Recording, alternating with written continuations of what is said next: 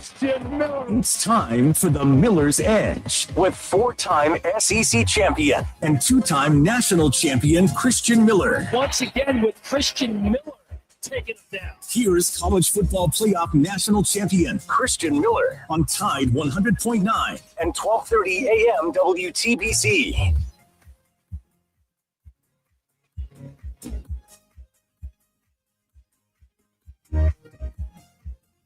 And welcome into this Thursday edition of the Miller's Edge, Tide 100.9, 1230 WTBC. Hope you guys are doing well. Hope you guys are ready for a loaded day here on the show. We've got a day full of topics that we'll dive into, and it ranges. First, I do want to start here, though, at least. Big shout out to Martin Houston, man. He had Coach DeBoer join his show this morning, and I'm going to be honest with you, I did not catch it live, but I saw it this morning, and I did get to listen to pretty much the whole thing, the playback.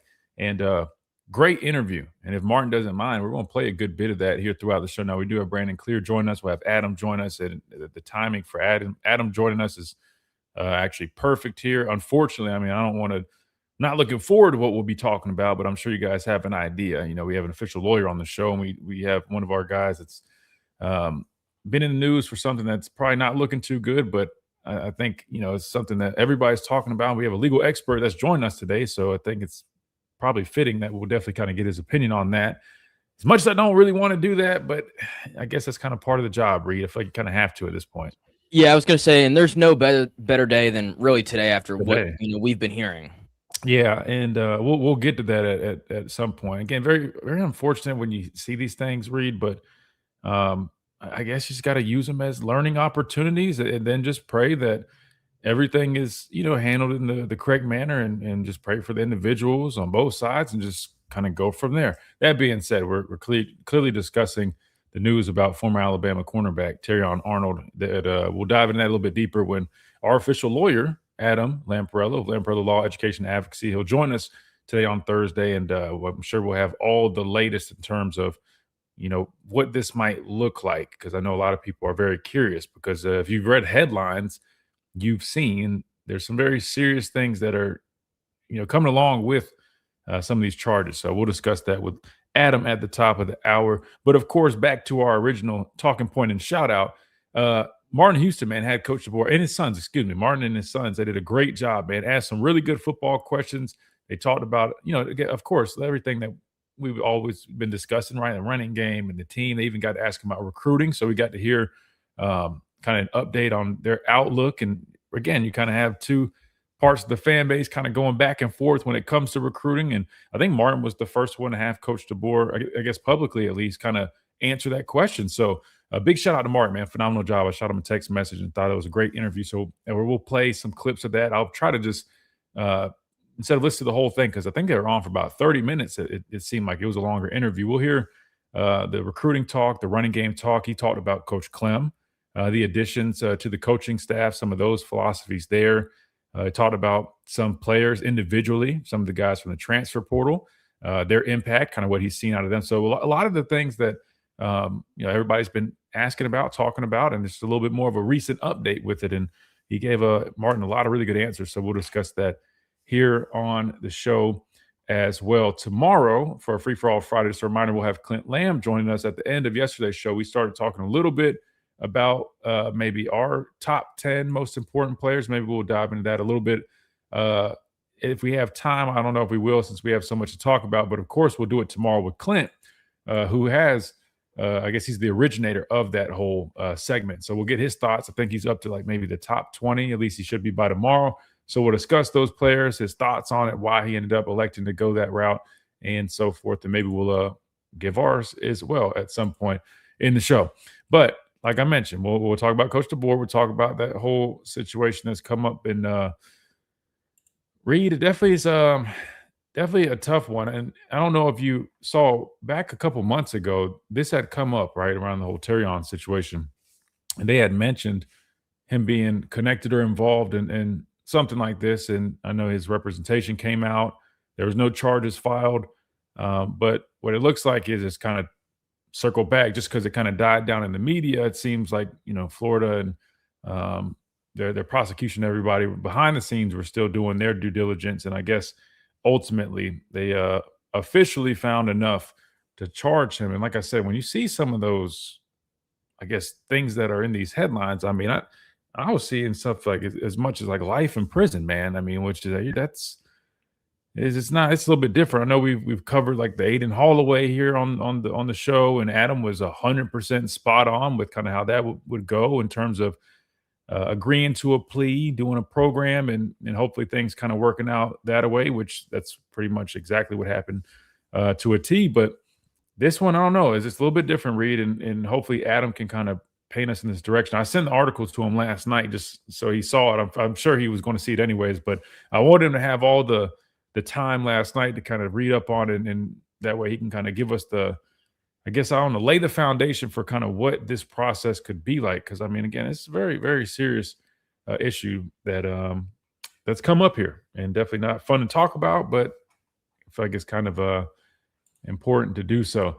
Anything else I'm missing? Because I know those are the two driving forces, man. A lot of big updates from Martin's interview, and then that, of course, I think that's kind of taking everybody by storm. I know we talked a little bit about some of these updates coming, the 5 for 5. That was another question, by the way, that they were able to ask Coach DeBoer, and he did a nice job explaining kind of how that could have an effect on things. But anything else big, Reed? I know the World Cup's going on still. I think we got a game this weekend, if I'm not mistaken. Team US is looking really good. Yeah. I think they got a chance this time around. I mean, any other updates?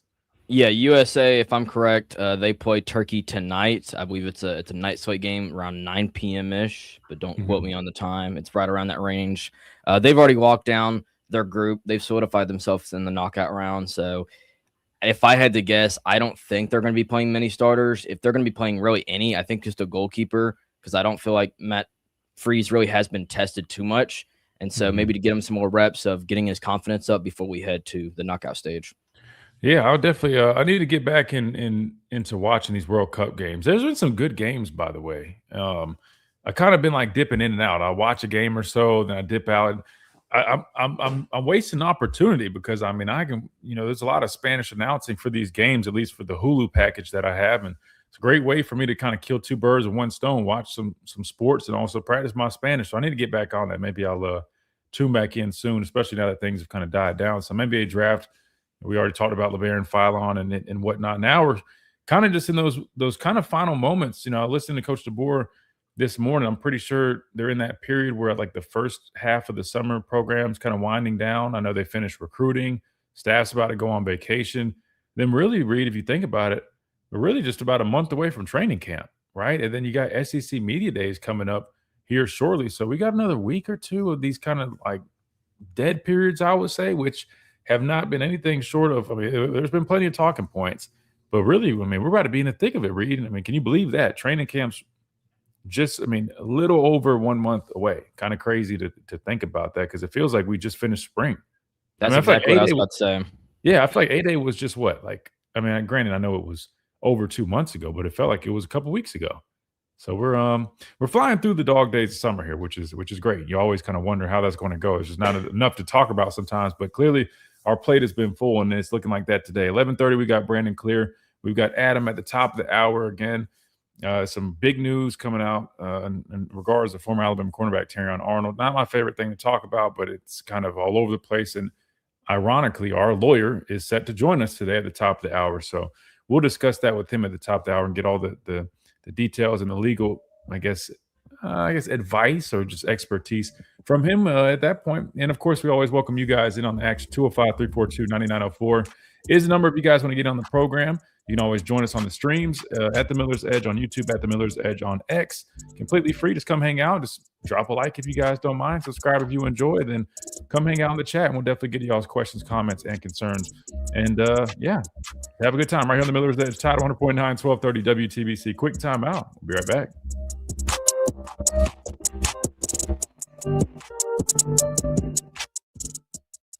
Heat up your 4th of July at the Home Depot with our wide variety of grills under $300 and make every gathering one to remember.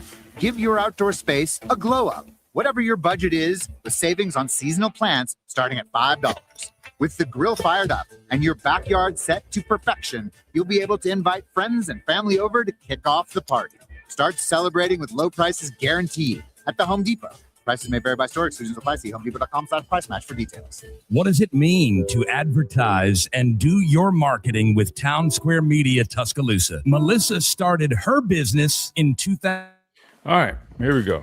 Hey, speaking of advertising and marketing, anybody that wants to partner with us here on the show, I need to start doing a better job of reminding everybody about this.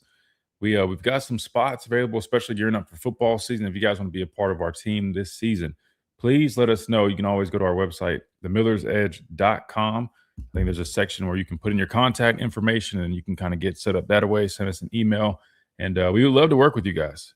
We got some spots opening up. We still have a title sponsor that we're looking to fill. If you guys want to be the lead name of the show, that hasn't been open in 3 years. First time in 3 years that's become available, and a number of other things that we've got available. So anybody that's looking to advertise, that helps us out, man. That's kind of what runs the ship here on the show. So if you guys have anything, or you know anybody that needs some advertising and likes good sports talk, big Alabama fans, will want to work with us, let us know. We definitely would be happy to discuss that. Let's see what we got here in the chat. Let's see.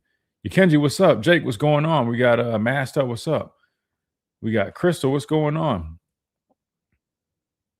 Jake, what's up? Innocent until proven guilty, let it play out. 100%. You know how we rock on this show, man. I trust me. I don't really want to talk about stuff like that. I don't want to seem like we're incriminating anybody or anything. But I've just learned, like, at some point, you kind of got to talk about these things. You know what I mean? Like, you kind of have to. It's big news, and we'll just do our best to try to, not try to paint somebody in any type of way. We'll just kind of go with the facts and just let Adam kind of explain kind of what this process could look like. I mean, I know you guys really enjoy these Adam segments, especially when it comes to this stuff. I mean, that's what he's all about. So, but no, you're 100% right. Innocent until proven guilty. But just offer my early thoughts before we really dive into it. If there's anything I've learned, whether that's from watching Law and Order or just keeping up with just regular news and whatnot,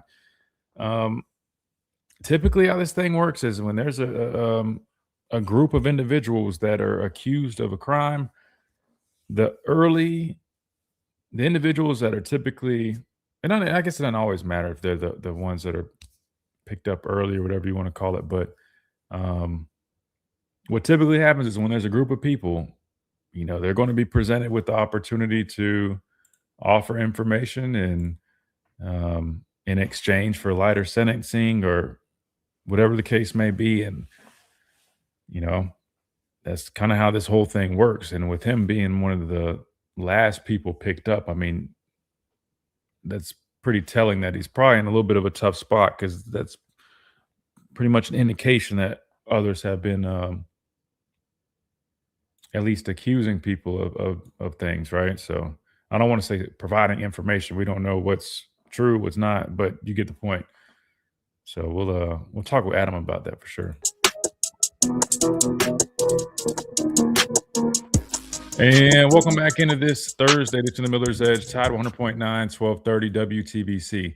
Let's start with some football talk. Read again. Big shout out to our guy Martin Houston here on the station. He had Coach DeBoer join him this morning, him and his sons, and really good interview, man. They got to ask him a number of things. Really, they hit all the good points, man. I feel like they had all the great questions. They had a lot of good football questions in there, and we got some really good updates. So I want to play a couple pieces from that, and I know we got Brandon coming up, so I'll try to scoot down this interview to the end. I know he asked him about the recruiting, right? And I want to start there because that's a big topic. We'll dive into the football aspect of the interview, of course, as well. But that one, I think I remember kind of where it was. It was a little bit, I think it was one of the last questions. But without further ado, let's jump to that part directly. Coach DeBoer joined Martin Houston this morning, and I think it was the final question he was asked about recruiting, right? And kind of where they're at right now, their plan there. And this is what head coach Kalen DeBoer had to say. A couple nights ago, and it was brought up that we're, I think, the second most hated program. Well, that's another point he made, but that is true. I think we are probably one of the top hated programs. Here we go. And defensively, you got to have a coaching staff, and that continuity for them is important. So we aren't coaching coaches to know things. We're coaching the players because it's what they know that matters. And so that's that's what we got to get to, I think, is just you step on the field. It's like, man, you're going to make that catch. You're going to make that block. That tackle's going to happen. And, yeah, I mean, again, everyone's human, but that high level of success, when we walk into the stadium, you can almost feel it. When just might not be there, you might be present, but, man, you can feel like almost that the Crimson Tide are doing the walk of champions right now, and you're, 80 miles away, on your way to the game or whatever it might be, or you're tailgating, 5 blocks down the road, So that's the way I felt it before. You come into town and like people don't see you, but they can feel you, and that's the way I want it to be. Well, like Ray Martin. Yeah, that's right. That's awesome. I love that. Program that for many years. People know. Yeah, we need to make sure, Coach, that after 2026 that we're number one. So, hey, Coach, as we close, we've asked you all these questions. Thank you. Went longer than anticipated, but thank you so much for your kindness and your time. I would love to give you the opportunity, if there's anything you would like to say to calm the fans' nerves, whether it's about recruiting in this class or anything else that you may want to say to the maniacs that's listening right now. I guess we're never comfortable. We're just continuing to push, and we have to do things to make decisions, and sometimes they're not popular as far as like just having to go a certain route with things, but you take what you have and you maximize it. And I feel, again, I guess probably the recruiting piece, that you brought up earlier. I just think about if we were just loading up with a whole new freshman class, someone's got to leave, and all these guys that we've invested time in, there's going to be attrition. You got to plan for that. And there's going to be guys that just are getting beat out and they want to go find a place. Now, I think that's what college experience is all about. That's why I'll never say I regret my NAI days. I mean, it was the best because I got a chance to play. I'd love to walk out of Bryant-Denny Stadium. That'd have been amazing. But man, I love what I had the opportunity to do, and so we want to keep developing these guys. Keep working with what we have, and hopefully our retention is what it is, to where you get these older teams at some point. You get these guys that have played a lot of snaps, not just a lot of snaps, but a lot of snaps together, and that's probably a lot of it right there. So I mean, I'd love to take them all. And I feel like we have the staff that has the ability. We've shown that the last couple of years that we can recruit with the best of them, that our program is as attractive as any. We're coming off a playoff run this year, and so recruiting off of that, is really easier than what we did the year before, where there was a second guessing and questionable things like that, and we're just continuing to pave our way and, just continue to keep focused on ourselves. That's the way you got to do it. Not get caught up in what's going on outside, stick to the plan and keep executing. So there you have it. And I probably started that a little bit early. I think he was finishing up talking about the atmosphere and the, just the brand itself here at Alabama. But anyway, you heard the man talk about, the recruiting and kind of where they're at with that. And I thought it was a pretty interesting answer, Reed. And I see the Pastor Payne is joining us now as well. He talked about kind of where they're at, and they've signed 2 good classes. And, of course, you're going to have attrition. But the reality is when you bring in guys, I mean, more than likely, they got to have spots, and they don't really have a bunch of spots. So he kind of repeated a lot of the stuff we've been, discussing and hearing about, right? So not necessarily new, but I feel like the way he kind of articulated makes a little bit more sense. Then to go further, there was a stat that I was trying to find who tweeted it. I thought it might have been Mike Rodak, maybe somebody else. But anyway, it was in an article that Alabama, I think, signed. The last 2 classes were like top 5 classes. And of those, I believe 48 total players, only one is no longer with the program. And he transferred out, and that was DeBose. He was an offensive lineman. So they currently have 47 of the 48 top recruits, right? Or the recruits in those top 5 classes over the last 2 years currently on their roster. That being said, he's right. They definitely have a great system where they're holding on those guys. Now, that is anticipating that all those players will, in fact, still be on the roster next year. So you do have to take that in mind. That's the only reason I say that while it all makes sense, you do have to just remember, like he even said earlier on, I don't know if he said it there. Yeah, I think he did say it about like guys are probably going to leave. There's going to be a few because they want to play. And there might be guys from that first class that are going on year 3 and still don't have a role that's completely carved out, and they may, in fact, search an opportunity to go play. So I think it makes sense. Just that explanation hopefully probably clears it up a little bit. I still think there's a fair argument to be made that, the quality of recruits, I get it. People are going to give the pushback about, oh, well, you're paying all these other guys. I understand that. But again, with the anticipation that you're going to lose a couple, I think there's still room to take some, which they've got Elijah Haven. They've gotten, I think Newkirk is like a top 100 guy. But I still think there's probably some missed opportunities that we had. Not think, I mean, we've missed some opportunities. But hearing him explain that, I think it makes it a little bit more, I don't know, easier to understand for anybody that didn't necessarily fully get the whole smaller class thing and why. Now you have it a little bit more in detail, maybe, if that makes any sense. Anything else you took from that, Reed? Yeah, no, I think the fact that, kind of like you pointed out, how he said, we retain so many guys that, are we just going to kick the guys that we have that have been building that together out for these new guys? And so, and he pointed it out that they've been competing and recruiting these last 2 years. And so I that stat right there, 47 of the 48. I mean, that's when we're talking about retention, that's retention right there.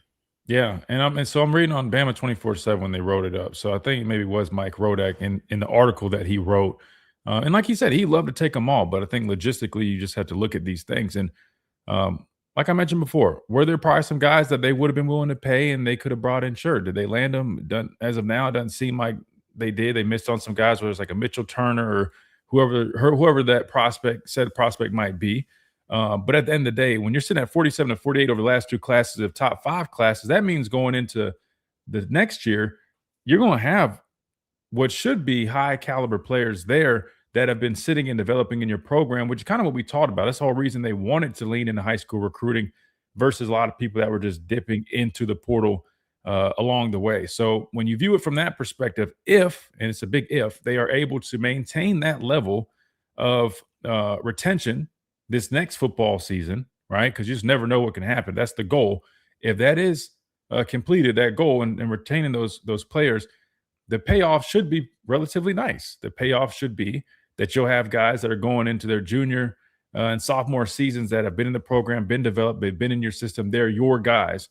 And hopefully you can see, that pay dividends at that moment in time, and then just plug and play where you need it. So on that front, I think that should maybe reassure some fans that had maybe a little bit too much concern. I still think there is a very genuine case to question maybe not landing some of these guys, not all of them, because you didn't probably go after all of them, but some of them. That's also fair. But I think that maybe just reassures some of the folks that were maybe on the ledge for a little bit. We got to hit a timeout. When we come back, we'll keep talking about some of these points in this interview. We got my dad on here. We got Brandon Clear on here. We'll get their thoughts as well, and we'll keep on rolling right here on the Miller's Edge, Tide 100.9, 1230 WTBC. Quick timeout. We'll be right back.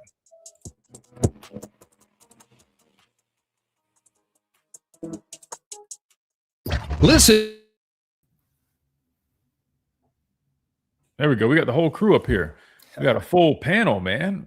Brandon, okay, he's all dressed up today. I should have known, man. Should have known. Let's see. There it is. I like the tie. What kind of tie is that? Kind of got this from one of my buddy's weddings. It was, okay. Yeah, man. He has some style, so he passed it on to us. So I like it. Wear it to work from time to time. I like it. We're in our casual fits today. I forgot it was Brandon Clear Thursday, so I apologize. I'm just in my gray T-shirt, man. So Pastor pointed at something, man. What's that? Either polo or Burberry, I can't tell. It's little polo V-neck. Hola, polo. El capase llamo si candu. I don't know what you're speaking, man, but it's not Spanish and it's not English. Now my that's sports radio tones. Okay, I was going to say my ancestry shows 22% Nigerian, so maybe that's where you're pulling that from. We get over that. What I'm saying, I mean that would be from your side. You're Nigerian, Who man. Was that?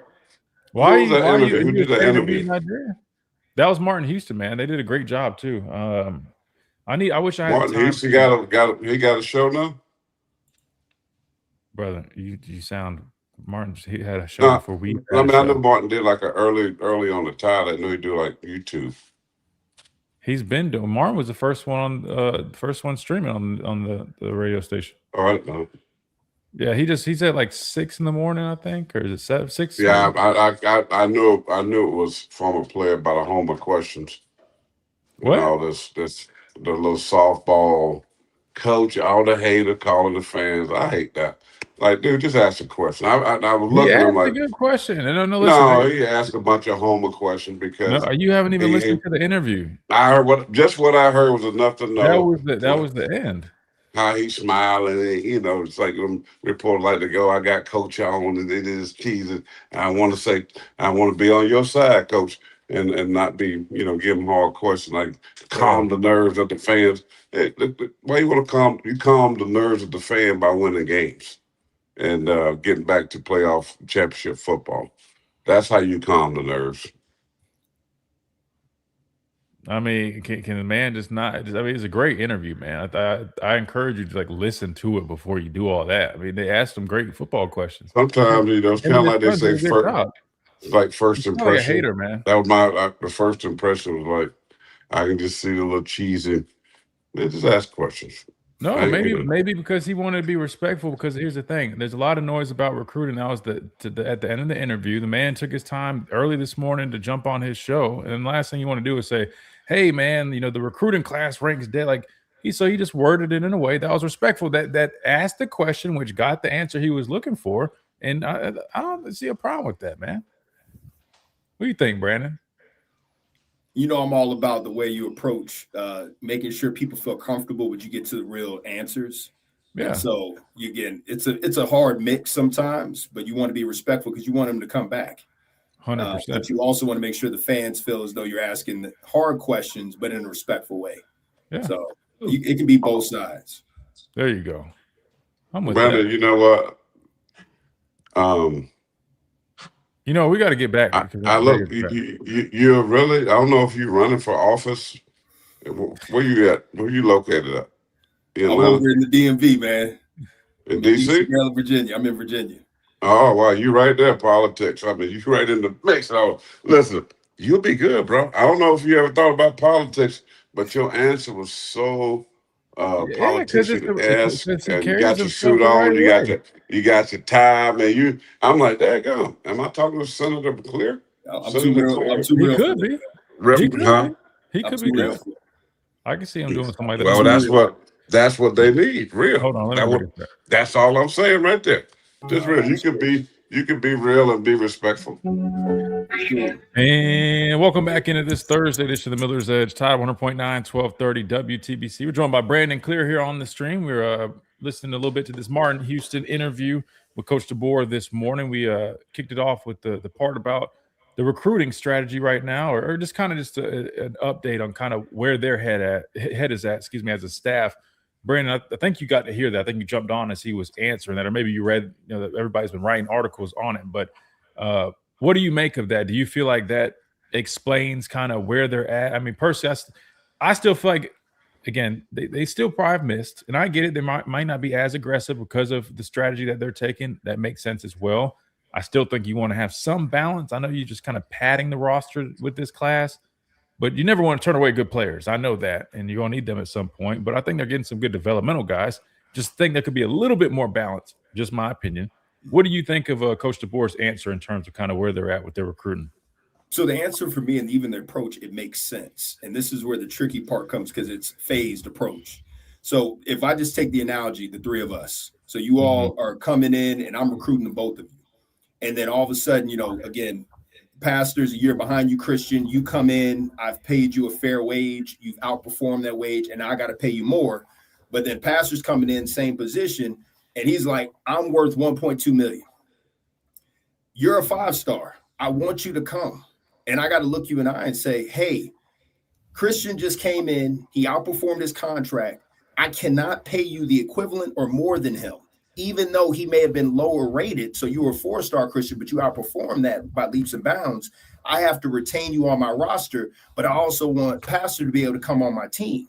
So again, this is where you have to have strategy and talking and being honest with these players, you have to let them know this is what it is. If you think you're better than Christian, let's have a conversation about it. I don't think you will be right now. Not to say that you don't have the potential of a higher ceiling, but right now he's performing. He's guaranteed to play because he's a starter. You're coming in and vying for a starting spot.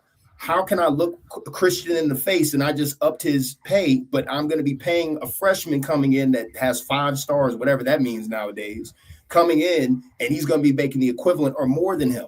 It starts rippling. The rippling effect when you start doing that is the players that you've retained, they viewed you as an honest broker and you're being real. And you said, I will always compensate you for what you've done. And so that's where it's real tricky when you're doing that. So for me, if you're asking my honest opinion, this ruling of the 5-year, no more red shirts, the high school recruiting is going to be impacted by this. Because me and how I am, if I'm a business owner, I need proof of concept. I don't care about your potential. I will take a risk on potential, but I'm going to pay you for potential. It's a risk for me.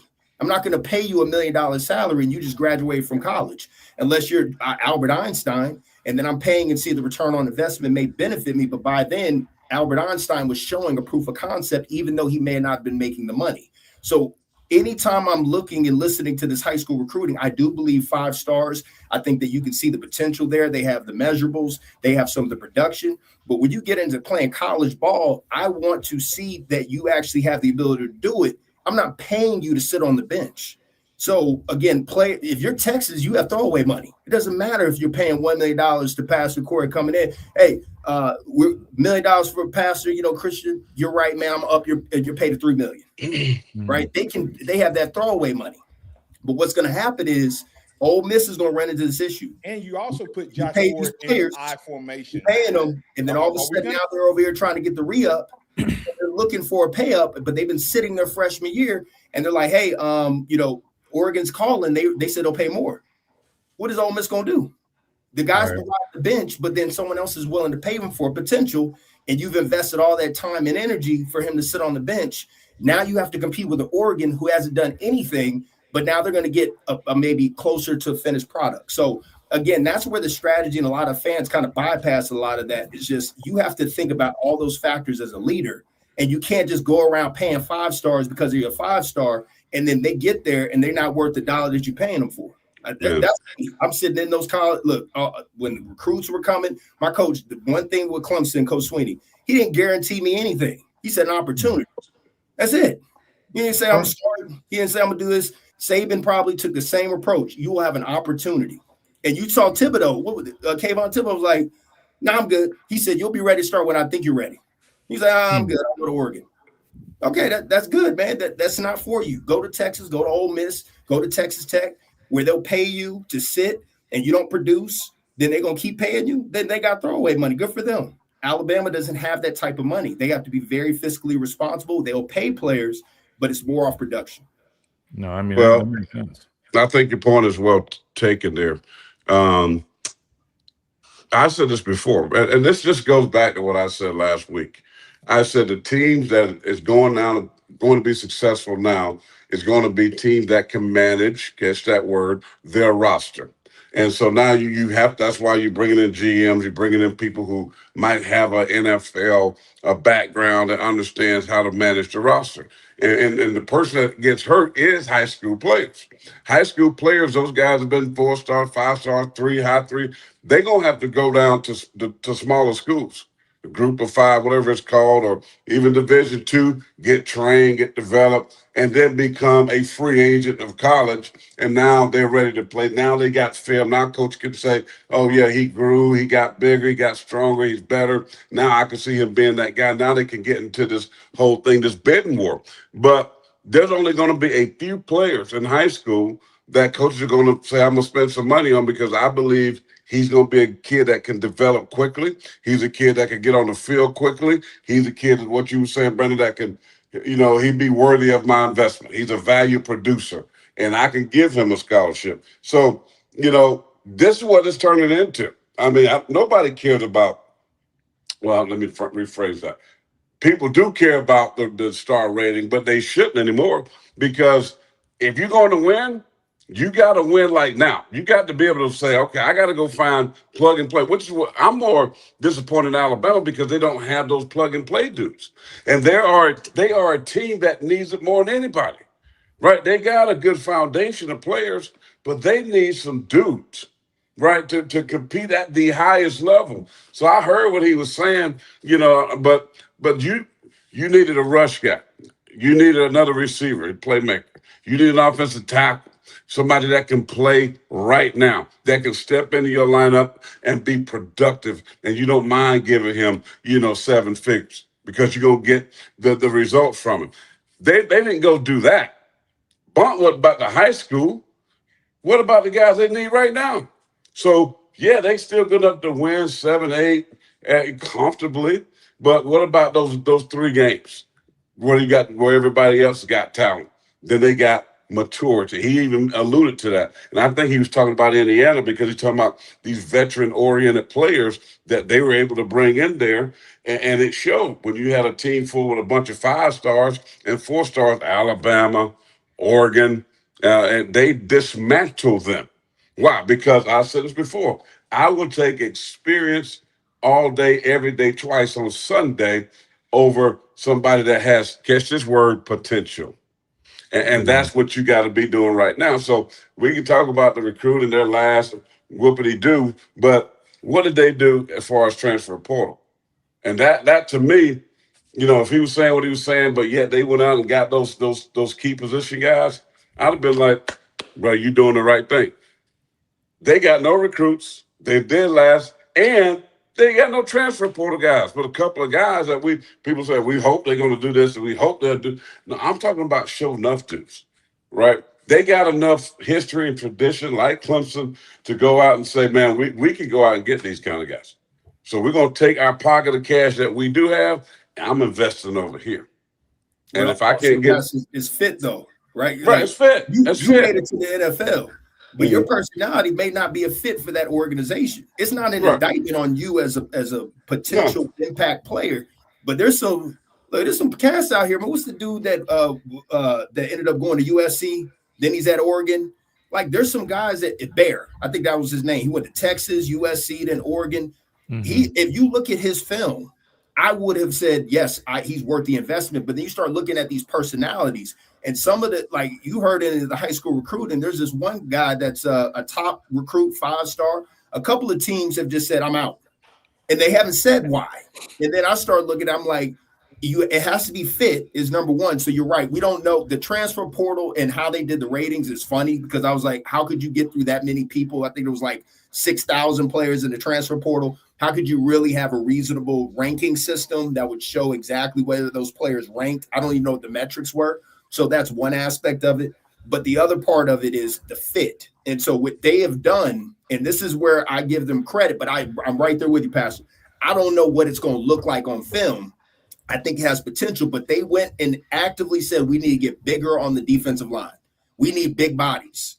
And they did it. And now, are those big bodies going to be impact players? TBD. Is the linebacker that they pulled in, Wilson, is he going to be decent? TBD. To your point, you're like, why don't you go over here to one of these other places and say, hey, LSU, you got some dudes at linebacker. How much you want? And that's where I do agree with you. I don't think they've done that. That has not been their approach. And I believe that on certain impact, the defensive end, you need a rusher, you're going to have to pay. That is real. Linebacker, a true linebacker, impact linebacker, you're going to have to pay money. DBs were good. It was left tackle, you're going to pay money. You're right. I think. Well, let me just chime in. I don't think they necessarily went and got some of these guys you're describing that you just say, hey, where they're coming from. They played 2 years starting experience. I mean, this guy's we know exactly what we're getting because I feel they lean a little bit more in potential. But there were some guys that I feel like are going to end up being a lot better than people perceived. For example, even Devin Tompkins. Like I watched his tape on the show, and I'll be the first one to tell you I was concerned about his ability to stop the run. After seeing him this spring, I mean, he's a big body guy. He moves extremely well to be big. He's got great versatility. I think he's going to be a much better player than I initially had the, idea of when I first watched him. You saw him in person, right? Yeah. And he's a good player. Now, I'll still say this, though. do I think he's going to give you way more than you got out of a guy like LT? The position versatility is different because he plays more of a true 3 technique and edge. LT was more just he's a bandit, could slide and play some 4-eye, could play a 3 in pass rush situations. So they're not the same player. But in terms of output, I'll be completely honest with you. I mean, LT was also in like those first-round mocks going into last season. I think they're kind of comparable players. Even if you are kind of getting similar results, I think that's a solid pickup. But to my dad's point, like an offensive line, I know you go get Javen James, but let's just be honest. I mean, we watched his tape. He struggled at Mississippi State at times, is inconsistent. I think he's somebody who can plug and play and play there. But if you're saying, hey, we want to feel confident when it comes down to those games against the Indianas, the Georgias, the top programs, are the caliber of players that we are going and getting from the transfer portal that are plug and play, are they that level of player, or are we going to have to bank on, hey, the development piece, which can end up working out? That's all I was saying with the class. I never said it was a bad class like some people say. I never said that. I just said a lot of it didn't consist of a whole bunch of exactly who these players are or what they're going to give you. It's more so we're dependent on what we're able to get out of them when they get here because they haven't necessarily been that player at their previous spot. It's like we talk about pass rusher. We end up getting Zulu, who I think has great potential, but throughout his career, he's going into year 4. I mean, he's got only a sack and a half. And people are going to bring up Dylan Stewart, but he still was rotating in, getting plenty of snaps. He played more snaps than I did in 1 year, and I had 2.5 sacks behind Tim Williams and Ryan Anderson. I got probably half the amount of snaps. That's not a knock on him. I'm just saying that's not an excuse. That's just the player he is. You just got to know what you're getting. I think he is a role player, and that's what I'm saying. He's a cheap guy. He's a guy that left South Carolina. And hey, Alabama wants me. I'm gonna go to a program that sends dudes to the league. South Carolina does too, but I'm saying, but he ain't no show enough dude, right? So all I'm saying, you got to go to break in the NFL, right? They gonna have a board that's gonna be in the free agency, like they know what the kind of money they're gonna have to pay to get. They got to get in that game and compete with the other people that's gonna want him and be willing to write that check to make them better. So to me, if I'm going to win and I'm desperate, I'm going to go spend my money out here. I'm going to ride or die with the free agents right now. A guy that's trained, developed, and experienced. Not a freshman. Not a guy that fans are clapping about because he's a 5-star. And come on, man. How many of those really good ones? If maybe, and he didn't mention this, but maybe the philosophy has shifted a little bit because they're not really signing those guys right now in the current recruiting class. I think they blew it last year. And they got they spent a lot on recruiting. No, that's true. I mean, that's a fair point. All right, let's hit a timeout. Brandon, you got a few more minutes when we come back, or you got to go for a couple more? Okay, all right. We're gonna hit this quick break. When we come back, the Senator. That's his new name, the Senator. Oh my God! On this Thursday edition of the Miller's Edge, Tide 100.9, 1230 WTBC. Yeah. Hey, it's funny. I actually got an analogy. They say pastor got to practice what he preach. Everything you describe, man, is saving yourself for marriage. Saving it. You don't know what you're getting into. She look good on the outside. What you getting into? The wedding night told me like, "Hey, bro, I'm locked in. What am I gonna do? I dropped off the roster. I'm locked in. What you gonna do?" And so Alabama saying, "I'm courting. If you if you tell me I'm stuck with one, I'm courting. And you say she the baddest, man. She Rihanna. What's up with Rihanna?" Wow. That's my whole mindset. I'm like, she might look good, but what's up with her? I gotta see what hard to ride to the core. Hey man, just saying. Is the reason why Halle Berry always single. Jennifer Lopez. They look great. Everything seems great, but they always end up alone. Why? That's just me, man. I'm saying, like, and so for me, if I'm gonna be getting into a relationship, Eddie Murphy had it right. Miss Murphy, she whatever it is, man. Look, she left him. Hey, look, Miss Murphy. I'm like, she left him. So I just she had about 12 kids. Like, look at these rookies, bro. I'm just like right there with you. And what the NCAA is starting to mirror, Pastor, is the NFL. Because for the longest, you had a Sam Bradford come in and you paying him how much? And he did what? And he at Oklahoma, he's always hurt, but then you paying him this kind of, and then Jamarcus Russell, how much? They put that rookie scale in, and all of a sudden now they're paying them what they feel like they're worth, and then we can talk about it in 4 or 5 years, maybe 7 years if I want to tag you. I'm gonna get the best what I can out of you, and then when I think you're ready to get paid, I'll pay you. That's what they're gonna do. And so the NCAA is gonna mirror that. When they start these high schools, think they got it made right now. All of a sudden, I got these guys. This is another factor that they didn't talk about. JUCO years won't count against your 4 year, 5 years. So now you can come in 21 years old, remove from it. You've built up your film, and now you have the pick of the litter because now I'm older. I'm proven. You don't think that they're going to overtake that guy over a high school recruit? Of course, I would. So that's where, look, these high school players, they haven't made right now. They play the games that they're playing. It's a tricky game because when the power flips back to the programs and you're not getting what you think you deserve, and you play games, you go to these lower tier schools, and then you're stuck there because you're not as good as you thought you were. So that's just amen to the amen. Let them get over there to Charlotte, make $7 million. I mean, if JUCO don't count, boy, I'm pushing kids to JUCO. Yeah, and now you're coming in 20 years old as a freshman. Absolutely, that's a big difference. But the clock starts when you turn 19, though. So you got to consider that. They okay, but you went to college at 17, so 19. Yeah, so for me it would have been okay, but other guys, I'm just saying they built that in there. The age clock does. So it's whether it starts whether as soon as you turn 19 and you enroll, or I guess right when you enroll, that's when the 5-year window starts.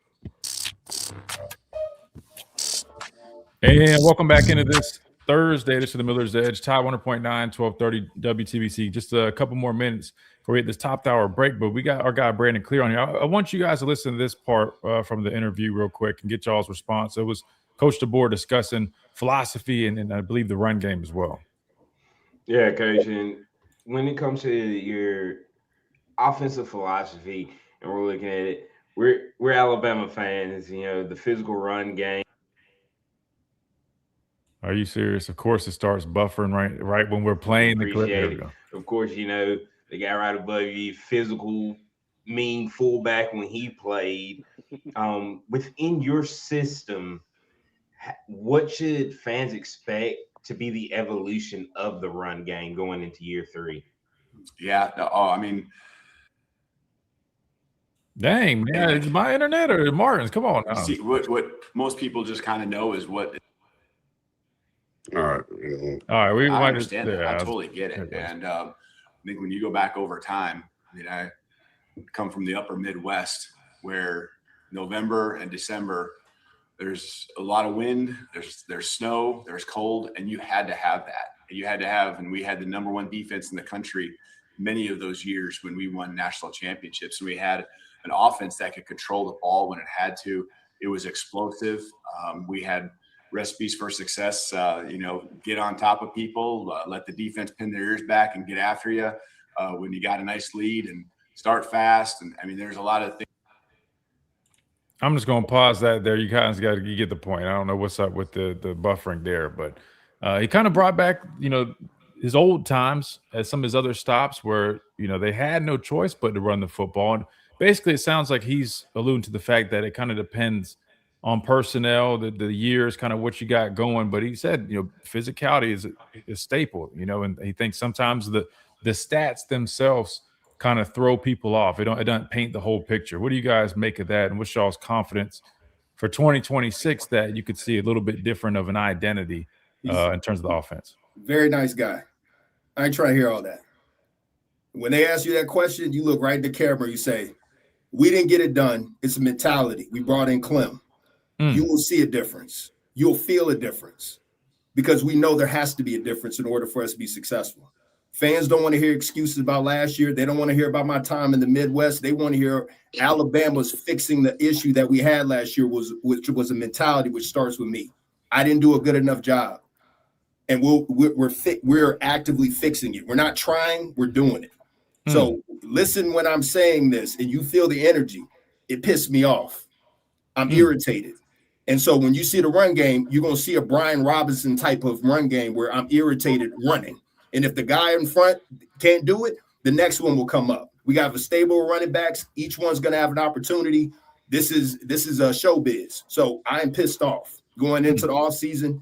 It'll be reflected in the play in the offseason. And by the time we get to the game, if things haven't changed, then I failed as a coach. That's how I feel about the run game. It's piss poor is unacceptable. And we put our quarterback at risk of getting injured, and he ended up being a first-round pick because we couldn't run the ball. Dang. Wow. That's listen, man, listen, this is what I'm talking about right there. Brandon, thank you, brother. I'm glad you said it before I ain't even got time to get in on that answer right there, because all I'm just going to say, therein lies what I was saying when you was like, man, listen, that soft Charmin tissue powder puff answer. I don't care about you winning no championships in the Midwest at some honky whatever that league was. Come on, man. I mean, what about last year? What you do last year? And we knew it was cold and it was snowing and we had to run, the school of Sister Mary's. What about Alabama? You soft. You got pushed back. You got dominated the line of scrimmage. You were terrible at running the football. Coach, how will you be better? What can the fans expect differently? They can expect physicality, toughness, finish runs, running through tackles. We're going to make sure our running game will mimic what it used to be.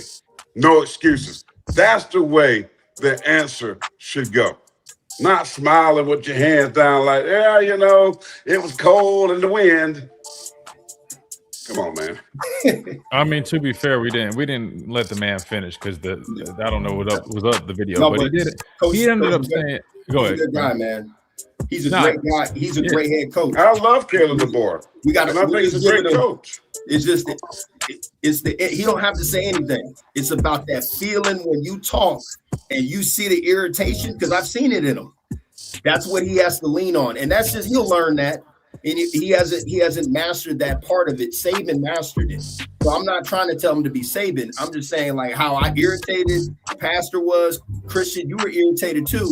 There's ways to communicate it to where you're not throwing your guys under the bus, but let it know that it's my fault that it wasn't getting done without just sounding like it's cliches coming out. It's the energy you put out. So just how I said what I said, I'm irritated. You're not getting this cookie cutter answer. I don't have the answer because we did not answer the call, and our quarterback got massacred because we couldn't run the ball. I'm putting it out there, and look, I'm telling you right now, this team right now is leaning towards 2021 Bama. And if you go back and look at that offensive line, it wasn't great, but somehow Brian Robinson was able to produce. Yeah, Brian Robinson produced. Bryce Young was getting lit up like a Christmas tree and won the Heisman, but they were able to run the ball and couldn't even block their own shoes. And so I'm looking at that team. I'm just saying, bro, 2021 is what they have the potential to do, because I don't know how the offensive line is going to be, but it doesn't matter. Running the ball like Brian Robinson ran the ball is a mentality, and it doesn't matter who's in front of him. So just knock all that off. Clem can fix whatever he wants to. I just need to see a mentality shift, and that means less talking, more doing, and being pissed off. But you don't have to say I'm pissed off. You see it. You feel it. So running backs, if anybody, these young cats listen, man, we believe in you, but believe in yourself and just be pissed off on this offseason and don't talk. Do it. Run the ball. Stop worrying about who's blocking in front of me and what the scheme is. If you that dude like Crowell, run the damn ball. There you That's go. it. You get paid that money, bro. Show up.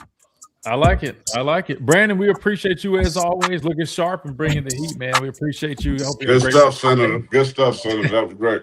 That's good stuff. There it is. Bro, See you next week, brother. Always a pleasure. You got me fired up today, bro. That's right. And I try to make sure that I leave my people feeling good. There you go. We got to hit this top of the hour break. Brandon Clear, everybody. We appreciate him. When we come back, we got Adam Lamparello joining us right here on the Miller's Edge. Tide 100.9, 1230, WTBC. Hey, that was good. That ball was good. That's good stuff, man. Let's get Mr. Adam Lamparello on here next. We got a lot to talk about. Let me finish this clip, though, real quick. I feel bad. It's not intentional, number one, be clear. That I don't know why the video is buffering, but he answered it a little bit more in detail. I know he did go back to his days. I think what he was trying to bring up was that, like, for anybody that has the perception that, hey, like, he just hasn't been able to do it, or that's never been something that he's focused on, I think his his point and message is that's not necessarily true 100%. Like they've done it before. I guess circumstances may have played a role. Like, of course, they want to pass the ball. You also mentioned that, like, in their eyes, a passing offense, that does not mean you have to not be physical. Like, you can still be a physical team even though you pass the ball a lot. Like, I think he was trying to answer it well, but I also hear what you guys are saying. Like, just keep it short, keep it sweet. We failed last year. It wasn't good enough. It needs to be better this year, and we're doing everything we need to do to make that happen. Like, I get both sides, but I feel bad because he didn't get his whole answer out. I don't know why it's buffering like that. I can try to reload it. But Adam, that said, man, welcome in. I know we got some questions for you regarding something totally different. But it's great to be here. Thanks so much. Yeah, and Corey, I just want to let you know, I'm back in Jersey. IHOP is right down the block, and 2 miles away is Giant Stadium. There's no better place in the world. No better place. Hopefully they get some of that buzz of the Knicks and we can get a championship again back up there. Yeah. Are you there full time now, Adam? No, I'll be going back to Georgia sometime in mid-July. Nice.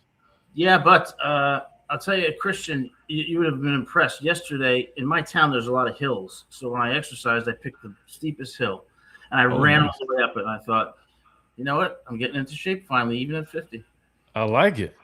So you sprinted up a steep hill? Is it? I wouldn't call it sprinting, more like slow jogging.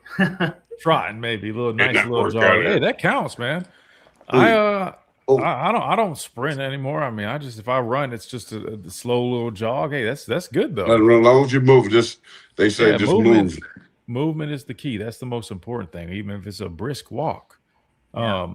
Let me see if this will play real quick because I want to let his full answer be heard because I feel like I'm not doing him justice. It was not intentional. The internet just for whatever reason, man. You got to be physical as a football team, and you when you come into town, and you go on the road, those people know that the players across from you know that it's going to be a long day, and so we're working for that. I think it's a combination of mindset. I think it's a combination of execution. And everyone just understanding really that's the way the game's got to be played if you want to be at a high level. So we were working towards that. People get caught up in kind of think the stats that we've had over the last couple of years. I feel like he should have left it at that. I'm not gonna lie to you. When he goes to this point, I feel like he should have just left it at that. Like because he was on the right. He's on the right did track. Better right there. Yeah, that's what I was saying. He was going off of what y'all were saying, and then this part, like, he should have left it at that. Years with certain types of players, and I get it. I mean, and you adjust. I think that's what you have to do as a coach is you have to adjust, and but you don't have to go too far back. And we were and had those physical teams, even just in the last few years, and even when you put up yards, I think people equate passing game to not physical teams, and I don't agree with that. I think falling ahead for yards, and when you got the ball, you're not running out of bounds and things like that. Those yards all matter defensively. What are you doing in the red zone? What are you doing in the big moments of short yardage and stuff? And so I don't want to be bend but don't break. But if we get to that spot, I want to have the mindset and the physicality that we can hunker down and get that stop. And I think we do that well. We obviously got to do it much better, especially in certain areas when you talk about the run game offensively. All right, so there you go. That was the full answer now that everything was loaded up. I apologize. We're now joined by our guy, Mr. Adam Lamparello, Lamparello Law, Education and Advocacy. Make sure you guys check them out for any of those services, of course, legal representation, any criminal defense matter, NIL, academic misconduct, or, again, we'll dive into some other talk here in a moment, unfortunate news, but also other services like academic and career planning, high school graduate, college students, all that good stuff. They'll take care of you. Exam and test taking preparation. Check them out, lamparello-law.com to find out even more. Schedule yourself a consultation and get you somebody that's going to work hard for you and do it at a very affordable rate because we know how important that is. Adam, good Thursday to you. Welcome in. Hey, Christian. Thanks so much for having me on. Absolutely. We always appreciate you joining us. And probably, again, a very unfortunate news, but the timing is kind of ironic that we get you here on the show. We have our official lawyer and legal expert here because one of our former guys, man, unfortunately finds himself in a tough spot, and we'll get to that here in a moment. But we were talking a little bit about this Coach DeBoer interview from early this morning with Martin Houston here on the station. Really great job. Covered a number of things. We listened to the recruiting part, and we just heard from him in terms of the philosophy, the running game, and whatnot. Any thoughts on that as we just heard that clip here coming out of that break? I think it's encouraging to hear Coach DeBoer say that, but to be honest, I think Coach DeBoer is a fantastic coach and a great person. I do not believe that he is the right fit for Alabama, either for him or for Alabama. And I sometimes wonder if he's even happy here. Now, I know I'm digressing, but I don't think physicality is in his DNA. I think that you saw that at Washington. I think he has heard the criticism and wants to become more physical, but I don't think that's his DNA. And I think we're still going to perform well in the field, still probably going to go to the playoffs. But my bigger concern is that the fit just isn't the right one at this time. Listen, I think as a coach, play for a lot of different coaches. And I can go back and look at being drafted by Bill Parcells. I knew what his coaching mantra was. I knew the physicality. They Giants play football a certain way, blue collar, right? That was run the football, keep it third and short, play great defense, be good on special teams. That was their blueprint, right? That was Bill Parcells, go back to 86 through 9, all those, great years that the Giants had. Then you look at a guy like, I played for Denny Green. Denny Green, different mindset, very good football coach, but he fit at Minnesota. They had Randy Moss, Chris Carter, they had Robert Smith at running back. When I got there, different mindset of team, a little bit more country clubbish mindset, wasn't, hit you in the mouth, right? And when we got in close games a lot of time, physical games, it was different. And so I agree with what Adam's saying. A guy can be a great football coach, but yet be a bad fit. And Alabama, just over almost 2 decades, right, with Nick Saban, 17 years, whatever he coached, everything was toughness. Everything was fourth quarter. Everything was the standard. This is how we do things. So when you go hire a coach, do you change that and say, we want something different? The game is changing. It's more basketball on turf, so to speak, or football on turf, and it's fast, it's open. So we need a quarterback, a coach and a quarterback that can spread it around. We might give up 30 points, but we'll score 40. That mindset. And to me, that's kind of how I view, whether jaded or not, I view Kalen DeBoer as that type of coach. I don't really know if he's all about the physicality. Now, I was sitting there thinking when he was speaking, Dylan Brooks, I believe his name, Dylan, the running back at Washington that transferred from Mississippi State. He had 1,000 yards, I believe, at Washington, right? So they were capable of running the football. Now, it wasn't the hit you in the mouth type of running game, but what they're hoping is to get a run game from a spread offense. And therefore you gash people while they're in nickel and or dime, you run the football. And that's what they were doing at Washington. It wasn't a physical brand of running the football. So Alabama, their whole culture, that's the right word, thank you, Lord, culture has changed from Nick Saban for 17 years, physicality, bust you in the mouth, make you quit, I'll fight, the sidelines be in an uproar if we give up plays and points. That is gone, and that's what you're saying, Adam, right? He's a good man, good coach, but he don't necessarily fit what Alabama has been for 17 years. That mantra has gone and left the building, and I don't think it works. I really don't. I don't think it's going to work at Alabama. That West Coast mindset, he talk about the Midwest, but he's coming in really with a West Coast mindset at Washington. And I just don't think it's going to work. So something has to change. Either he's going to change or Alabama will change who leads their team going forward. Something's going to have to change for them to get back to that level. Well, I would say this. I do believe that his style is different. I think that's part of the reason you see a lot of whether it's criticism or just fans, overreact. I wouldn't even say overreacting, but reacting pretty strongly to certain things because, number one, people don't like change. And then when you see such a drastic change to something that was the best of that it's ever been, right? A dynasty, the best program we've ever seen. It's hard for people to kind of wrap their heads around. So I understand that, and I hear exactly what you guys are saying. I don't disagree. I do think the fit isn't the most organic fit personally. I don't. That said, I don't think that means it's not going to work, right? Now, I agree that physical brands of football and those types of football teams typically have much more success. You just look at the top football teams, whether it's college, whether it's NFL, outside of Los Angeles Rams, I feel like they're a little bit more of that kind of, style, but they can still run the ball they need to. That said, we'll have to wait and see, but that leads me to this point. David Pollack kind of spoke on Coach DeBoer and kind of the outlook right now of Alabama, and I thought he hit the nail on the head. He kind of basically hit on a lot of the things that we've been saying and talking about in terms of the outlook of Alabama. This is what he had to say when he joined the next round yesterday. So although Alabama wins 11 games, goes to a college football playoff, plays for an SEC championship, and ends up in the top 10, Alabama fans, as you probably are aware, they're not sure about Kalen DeBoer. Just as a guy that sits on the couch and watches these games, like how different is the point of attack up front Alabama teams from Nick Saban to what you have seen over the last 2 years under Kalen DeBoer?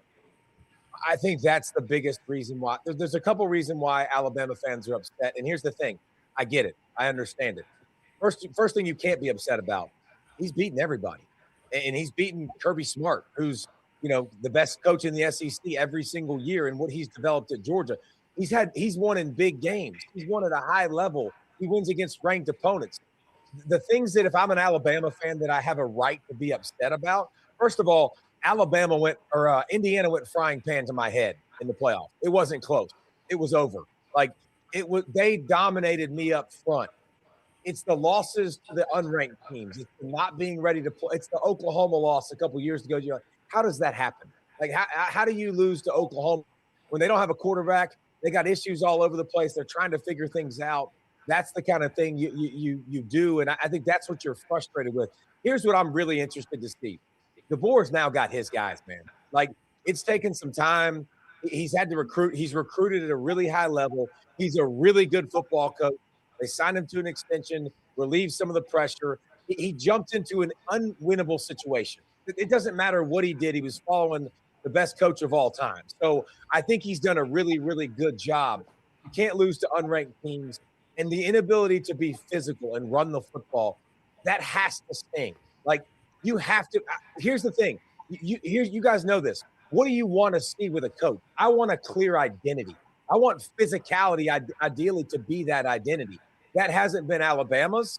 And to get back to some of that, I think would go a long way because he does win against ranked opponents. He's won in big games. He's got to the college football playoff, and he's handled himself really well with considering all the expectations and things he's had to deal with. I think David Pollack summed that up about as good as possible right there, because that's kind of the thing that I've been saying on this show this whole time, right? Because you have two conflicting sides, right? One side is like, hey, how can people be frustrated or have any criticism, and they mention all the highs and the positives that we've seen, but then they kind of discredit or disregard some of the low points. And then the other side is people just hyper focus on just the negatives and don't give credit where it's due. And that's why I think David hit the nail on the head, because at the end of the day, there's no denying Coach DeBoer. That's when we talked about the top coaches on those I guess those rankings that people had come up. There's no denying it. He's beat Kirby Smart twice. He's beat Steve Sarkisian multiple times. He's beat Dan Lanning. I mean, he's got the best head-to-head record against all the top coaches, right? I think his record or winning percentage against ranked opponents or ranked coaches, I think is better than any other coach, or it's up there at least. But it's those moments, like David also had mentioned, that I think kind of helps that negativity creep in or the doubts creep in, as if he is that guy or the right guy that can have that success. But I think what David said was right. I think with a clear identity, more consistency, right? Limiting those poor performances or the losses that you shouldn't have, even just more consistency in performances, like whether it's running the ball or whatever the case may be, stopping the run, and then ultimately just reestablishing a brand that's a little bit more physical. I see guys in the chat saying that, well, technically Coach Saban's was kind of fading. Yeah, we've already said that. There's no denying that. Coach Saban's last 2 years wasn't exactly the same brand of football, and I think it's a number of reasons. I think the kids nowadays are different. I know he kind of softened up a little bit. He wasn't the same Coach Saban that he probably was. He didn't have the same people around him. I always talk about the staff his final year. He didn't have the same coaches on that staff that he had initially. So I think that played a role in it as well. But I think really if Coach DeBoer could put out a team, and I tweeted this out yesterday, and I think most people agree with this. It's not – if people have confidence that he can go win big football games. But what they want to see more trust and confidence is the physicality, the consistency in which he does it. And I think to that part, I think David Pollack was pretty much spot on. Would you guys agree with that, or any thoughts on that? Well, briefly, I think when I watched that interview, what stood out to me was not what he said. It was his body language. The body language to me screamed uncertainty, somewhat uncomfortable, not that confident. I mean, his voice didn't project. His posture. I mean, there's subtle indicators that suggested to me that he's a great coach, but not the right fit for Alabama. And I say this because, Coach DeBoer deserves to be happy too. And I think that it's just not going to work here. And his body language told me everything, that he knows it, and that this is going to be maybe a 2-3 more year thing. And I feel bad for him because he's a good person, but it's just not the right fit in my view. Yeah, well, I guess we'll have to see. I mean, I think he's happy with what he's doing. I don't personally sense that from him, Adam. Like, I mean, I feel like he has made changes this offseason by getting the right guys. He mentions that in the interview in terms of Coach Clem and Coach Owens, that he pretty much confirmed everything we've been talking about. Guys with those backgrounds as offensive line coaches or offensive line at the highest level. Rich Owens, tight end at the highest level, bringing in some of those assistants that work with them. I mean, I think personally, I don't think he views it like that. I think he's confident in what he's building. I think he feels that he's just a few pieces away, and hopefully that is the case. And we'll have to see kind of some of the differences that might be made with some of the new additions. Well, I got a response from one in the chat. It's like, well, what was Nick Saban's record his last 2 years? And like, Nick Saban still was 23-4. 23-4. Yeah, it was. Physicality wasn't the same. Didn't have the defensive line. Didn't have the dominant offensive line. We've talked about that a lot, right? We've acknowledged that, and I said that was an issue. Too, by the way. And I felt like back then before this transfer report, I was saying I thought they failed getting the top-notch, recruits there at those positions. So yeah, but he still won games. I mean, he still went to a national championship game. Lost to who did he lose to? Michigan, right? Who did he lose to? The Natty. The one at Michigan. Yeah. So 2023, they lost at. So his final year, they lost to Texas at home, and then they ended up making it to the college football playoffs, and they lost to Michigan, where they really, again, not making excuses, but I'm just saying. I mean, they had plenty of opportunities. I'm just saying he's still 23-4. If you want to call that bad for Nick Saban, if that's your worst, you know what I mean, 11-2 and 12-2. I mean, and then you look at we didn't get smoked by a team. Yeah, they lost, but they didn't get beat till they was laying lifeless, like Alabama lost to Indiana, how they were dominated against other schools. I mean, lost in a bowl game to Michigan, who didn't even have 50% of their team. Get blown out, dominated by Vanderbilt. That's right. Don't run off the road. And then also Oklahoma, who had no quarterback, as David Pollack alluded to, and they ran for over, I think, 200 yards or so on the ground. I mean, so these are the things that stand out. Yes, he beat Kirby. Yes, he done this and that. But, man, but the bad is bad, right? He does some good things, but when it's bad, it has been bad. And I think that's what sticks out. Why can't he get that fixed? How are you getting dominated physically? You're Alabama. You should not get dominated like that, especially against lesser opponents. That's the problem that I have. We got to hit a timeout. When we come back, we'll shift gears because we got Mr. Adam Lamparello of Lamparello Law here on the show. And again, I'm not a big fan of covering news like this, but I feel like it's something that we should take advantage of having our lawyer on the show because something that's popped up in the headlines. So we'll get Adam's, I guess, thoughts on kind of this whole Teron Arnold situation, kind of, what that might look like, or maybe what some, options could be. Maybe we'll get Adam down on the case or something like that. We'll definitely talk about it a little bit. When we come back right here on the Miller's Edge, Tide 100.9, 1230, WTBC.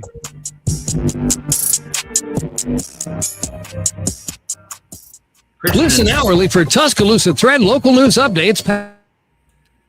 All right, let's see. Christian, yesterday in the mail in New Jersey arrived my package of R&R cigars. Oh, really? Yeah. Nice. So that code worked for you good, right? It did. Perfect. Code Miller's Edge. I got to keep reminding folks how to find that. Code Miller's Edge will get you that 20% off on those cigars, man. God, Tracy, I know I'm stunned by the news too. I hate talking about stuff like this with folks. I hate people. If you don't want to talk about it, no. I that's what we got you here for. I mean, I'm getting better at it. You know, I mean, we had the Aiden Holloway stuff we talked about. I feel bad because it's like, man, you don't know facts, you don't know. But I just want you to explain more so kind of what is, presented, like kind of what that might entail or what, you know what I mean? Like, absolutely. Yeah.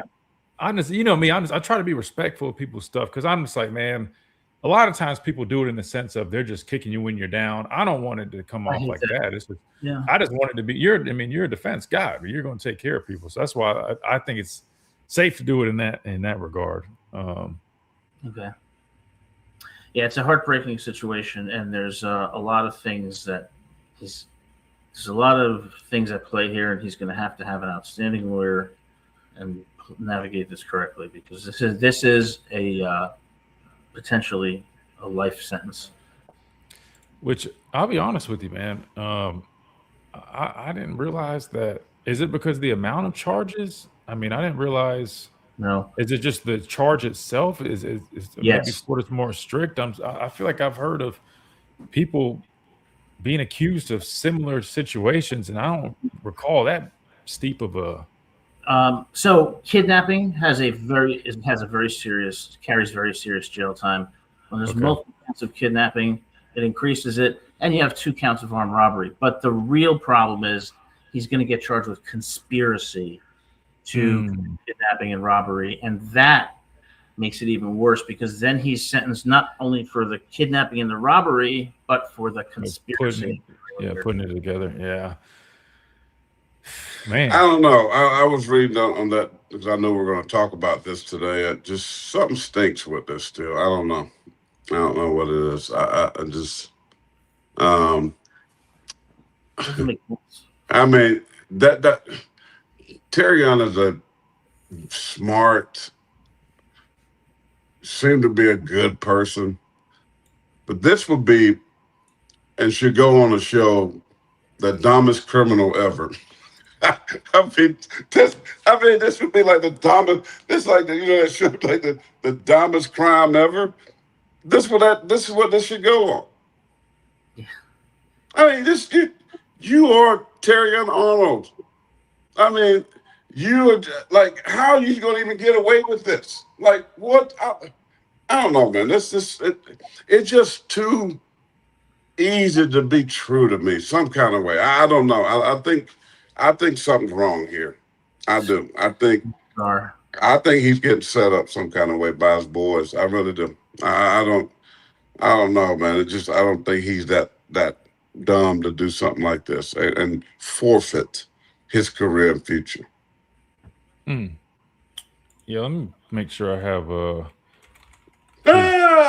Sometimes my wife kidnapped me all the time and forced me to do labor while she's walking around. Let me see if I can find.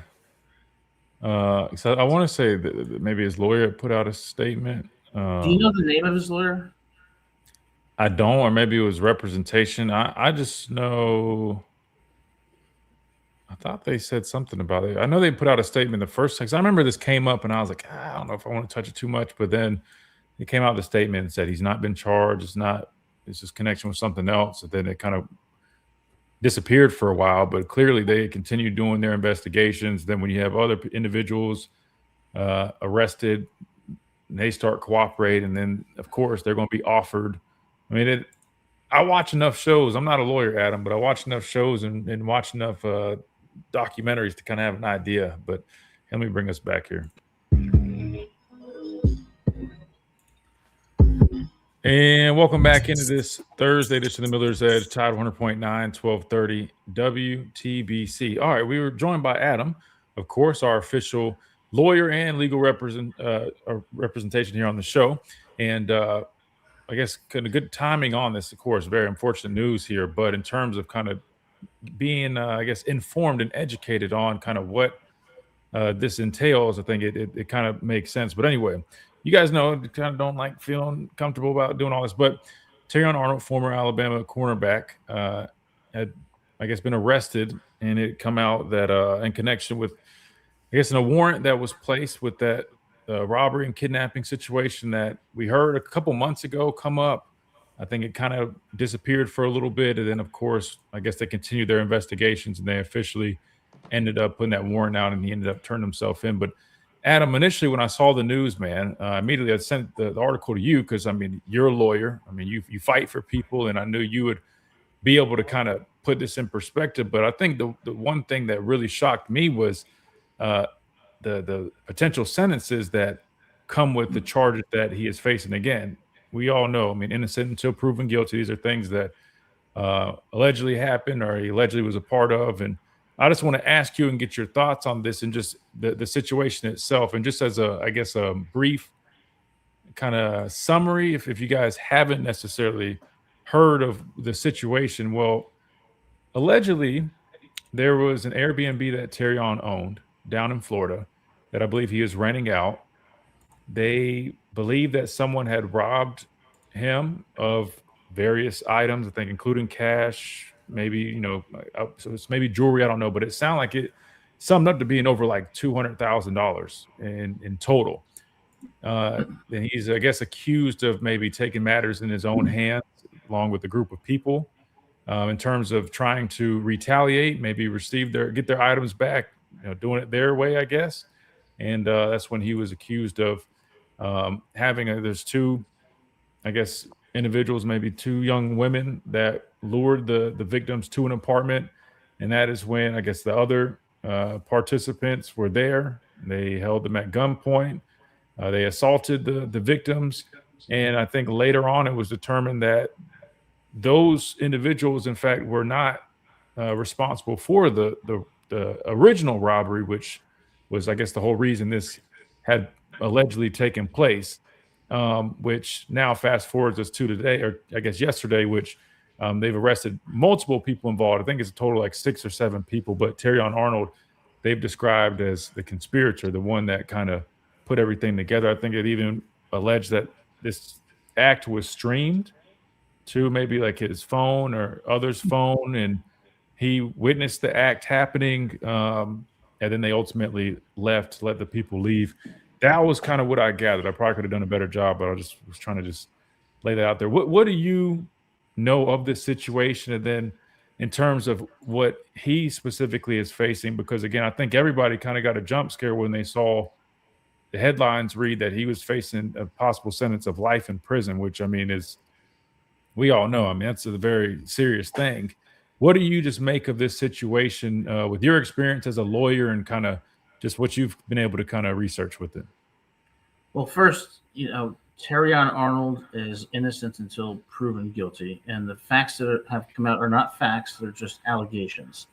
The state has to prove him guilty beyond a reasonable doubt. With that said, apparently he was burglarized, lost approximately $250,000 in cash and other items.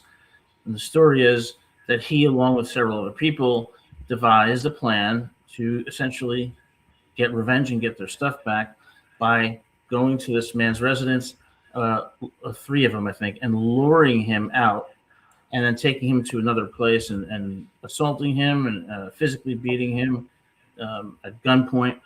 So here's what Terrion Arnold is facing. Number one, if you agree or develop a plan such as he did here, that is called conspiracy. Conspiracy requires an agreement between Arnold and at least one other person to do the things that they did. If he was in fact the ringleader, he will be charged with conspiracy to kidnap and armed robbery, in addition to being charged with the substantive crime of armed robbery and kidnapping. And he's he's charged with 2 counts of each. That's a total of 5 counts. Now, theoretically, if found guilty on all charges, he would be potentially sentenced to life in prison. He will not be sentenced to life in prison. Sentences are developed based on ranges, 10 years to life, 20 years to life. He has no prior criminal history, and that will mitigate the sentence. But nonetheless, he's going to face a stiff sentence. The key is going to be whether he, in fact, was the ringleader. And what happens when someone is the ringleader is when the other people get caught, you know what they do? They sell them out. Yeah. And that's what happened here. And obviously, prosecutors think they have enough evidence to prove the case. First thing he has to do is get a great lawyer. And I think someone in the chat said Timothy Jansen was his lawyer. Tim Jansen is a fantastic criminal defense lawyer in Florida, so that's a great choice. He's got to get bond. He's got to make an application to be let out, and the attorney's got to negotiate with the NFL so he's not immediately released. But this case most likely is going to go to trial. And if the facts are as true, or as stated are true, it's going to be an uphill battle for Terrion Arnold. And I just got to say this, because I don't mean to bring up more tragic stories, but when I saw this, I immediately thought of Henry Ruggs. It's a totally different case, but I thought, what are you doing as a young man thinking, instead of going to the police, if it's true, taking the law into your own hands and doing this? You're a famous football player. Just like with Henry Ruggs, why are you driving 120 miles an hour at 3 a.m? Like, something is wrong where either they don't have mentors for a guy. I don't know what it is, but to see a young man's career and life jeopardized like this, to me, is just very heartbreaking. Okay. Let me say this. First of all, we're saying this is all alleged. Okay, this is alleged. That we don't know if he did any of this or not. That's what they're alleging he did.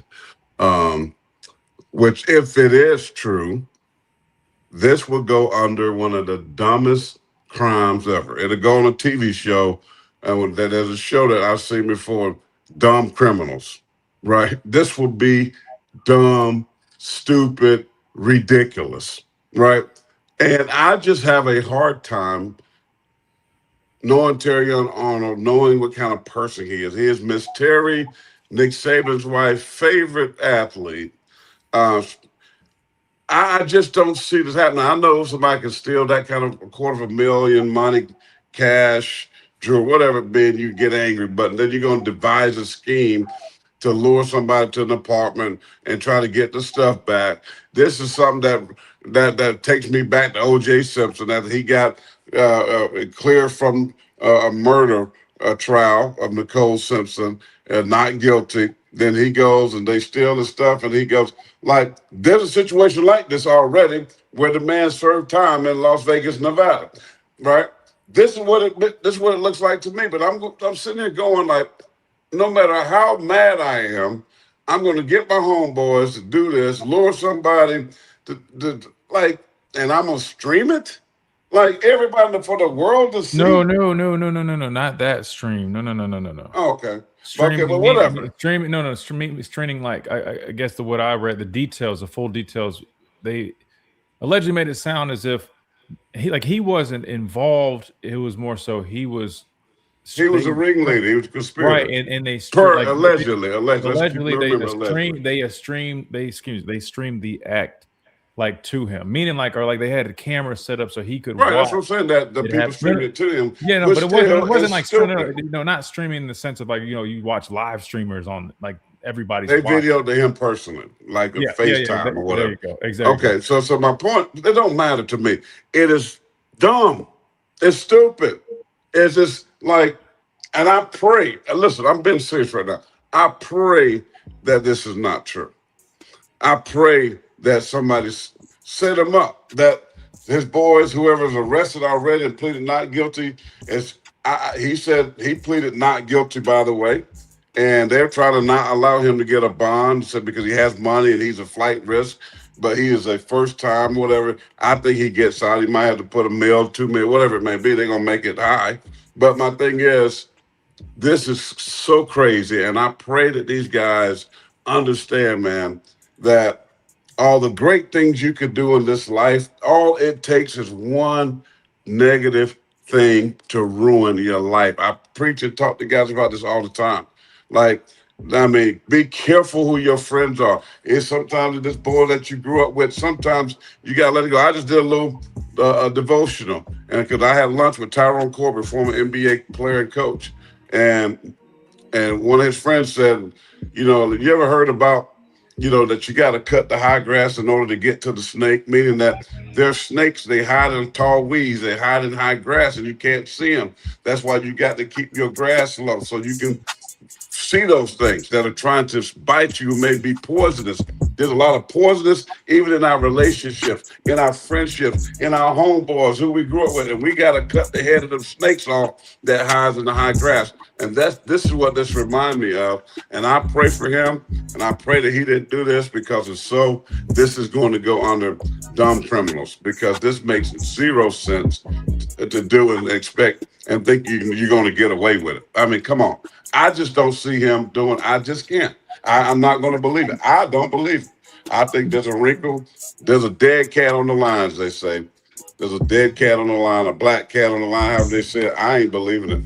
I'm believing that this man is smarter than that. And I pray that he gets off of it. Well, to be just to throw this out there before we hit this break, this was put out by Denise White of EAG Sports Management. It says Terrion Arnold categorically denies any involvement in the matters underlying the allegations made against him and maintains his innocence. There is no credible evidence linking Mr. Arnold to these allegations. Instead, the government appears to be relying on testimony from multiple convicted felons who have admitted their own involvement and may have substantial incentive to shift blame in an effort to lessen their sentences. Mr. Arnold looks forward to his day in court and is confident that the judicial process will lead to his ultimate vindication. We got to hit a timeout. When we come back, we keep rolling on this Thursday edition of the Miller's Edge, Tide 100.9, 1230, WTBC. Oh, man. That statement says it all. First, I think Coach Chelsea Lynn asked us about the chances of getting a not guilty verdict. The state of Florida knows this is Terrion Arnold. They are going to dot every I and cross every T before they charge him. That's why they took about 3 months. I think, my opinion, this is just my opinion, they've probably got a very strong case. And then when you hear that statement by his agent, it tells you all you need to know. They're going to challenge this by trying to discredit the people who sold him out. And that rarely works. I mean, you have to ask yourself, did they do this by themselves? Did they just do this by themselves? If they have that streaming evidence, he's cooked. And it goes back to what I'm saying. I can't believe it. Like Corey, you said it's the dumbest thing in the world. But I would not be surprised if the evidence is very, very strong. That's definitely very telling coming from Adam. I mean, here's my thing. I know my dad was saying dumb, and again, I don't know this is alleged, and he's maintaining his innocence. But only thing I could maybe probably put together would be, I mean, you feel someone disrespected you, they stole from you, and maybe in your head, and again, if I had to guess, they probably didn't, let's just say whoever's involved in this probably wouldn't put two and two together that, because think about this, Adam, like, you know the law, you know what charges, what is, qualified as being a certain charge or this or that, right? Most people probably don't. For example, I might get frustrated. My neighbor took a piece of my equipment. I think I go back, I open his back door to go get it.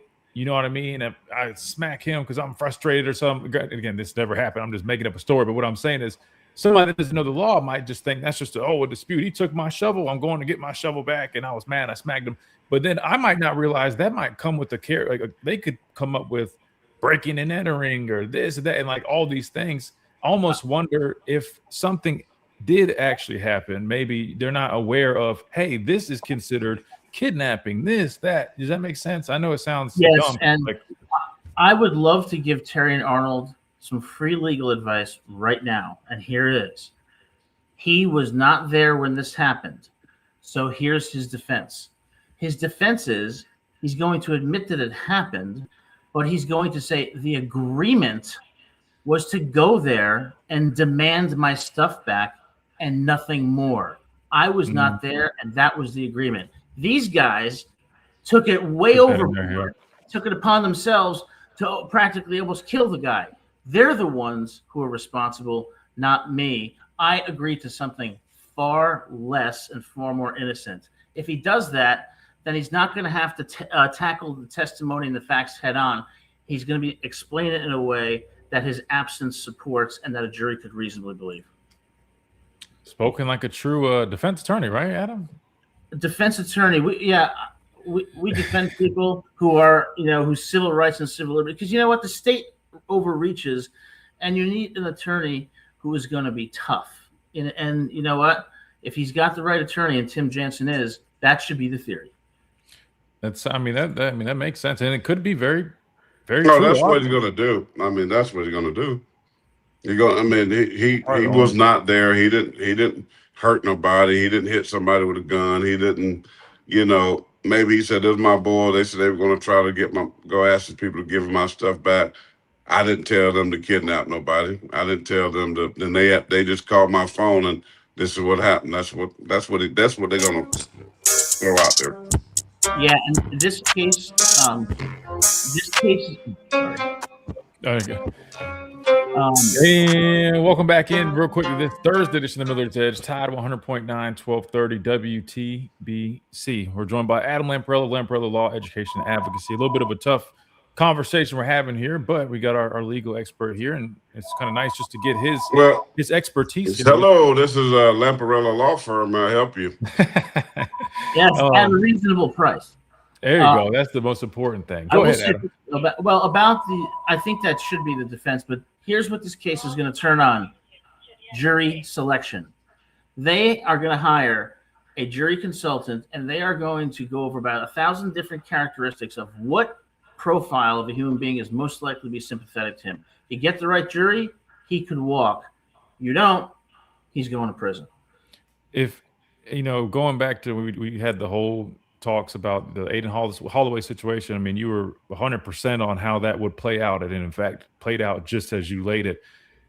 Is there any alternatives here that you could say? Now, this is a totally different situation. I'm well aware of that, but with him being a first-time offender, with you mentioned him allegedly not being there, and all these factors, I know you said you anticipate it being something where he's probably going to have to. It's probably going to go to trial if they took the time and did the research and the investigation and to finally come to this conclusion with him involved. Clearly, they probably have enough to where they feel kind of confident, especially given what Coach Chelsea was saying in the chat. Are there any?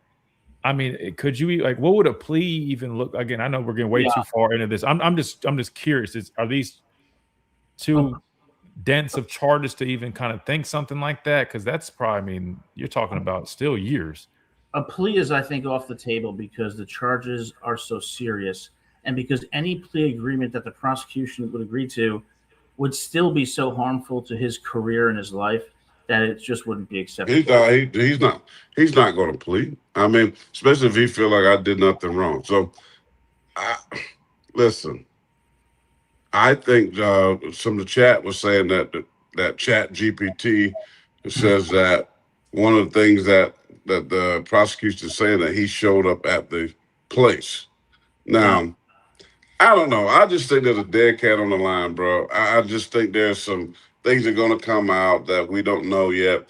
When you have these types of things happen, when there's a high pro person, athlete, everybody's going to the court of public opinions is going to, say this and say that. The reality is we know nothing but what we're reading from Chat GPT to whatever, that's popping out there on the World Wide Web, but we don't know. But all I'm going to say is from the personality of Terrion Arnold, he don't even fit this whole mindset. Now, can somebody still do something stupid and crazy? Yes, we all can. We all can get to frustration or whatnot and do something crazy. But yeah, I think for the defense, in addition to the theory, they've got to be thinking hung jury. It just takes one. And the benefit that Terrion Arnold has is he has money. And when you have a lot of money, you can afford the most expensive jury consultants and find that one person in the community who's never going to vote to convict. You hang the jury, the prosecution probably won't go after him again, and he walks. So explain that, because I'll be honest, that sounded like news to me. So you're saying the jury selection process? I know they vet a bunch of people, and how does that? I don't know exactly. I'm curious now that you say that. How does that process work? So jury selection works by the court brings to the courthouse what's called a veneer, a cross section of individuals from the community, and from that, the attorneys for both sides are allowed to question jurors, and they're allowed what's called peremptory strikes, usually 6 of them. Peremptory strikes means they can look at any juror in that pool and say, we don't want them, and they're out. They also have what's called for cause strikes, meaning if you have a legitimate reason to strike somebody, you can get them off the jury. What they're going to be focusing on is what are the personality characteristics, educational backgrounds, gender, race, socioeconomic status. They're going to put together the profile of the perfect juror. Because, if Terrion Arnold was facing a jury of 12 individuals who were Marines, he's finished. If he's got a jury of social workers, teachers, nurses, he stands a better chance. And they're going to spend a lot of time putting that profile together. And with Tim Jansen at the helm, he's going to get great representation. The reason I asked that, and I don't want to get into all the politics of this, but I know the most recent case with, I think it was Carmelo Anthony, that was like a national deal. And I think one of the things people mentioned was the jury behind that. That's why I asked, because I do know there's, like you just mentioned, you hear them talk about jury selection, but then I know people talked about in that situation, people were upset about the jury that was involved there. So I was I guess, curious, does it vary by state, the selection process? I just didn't know.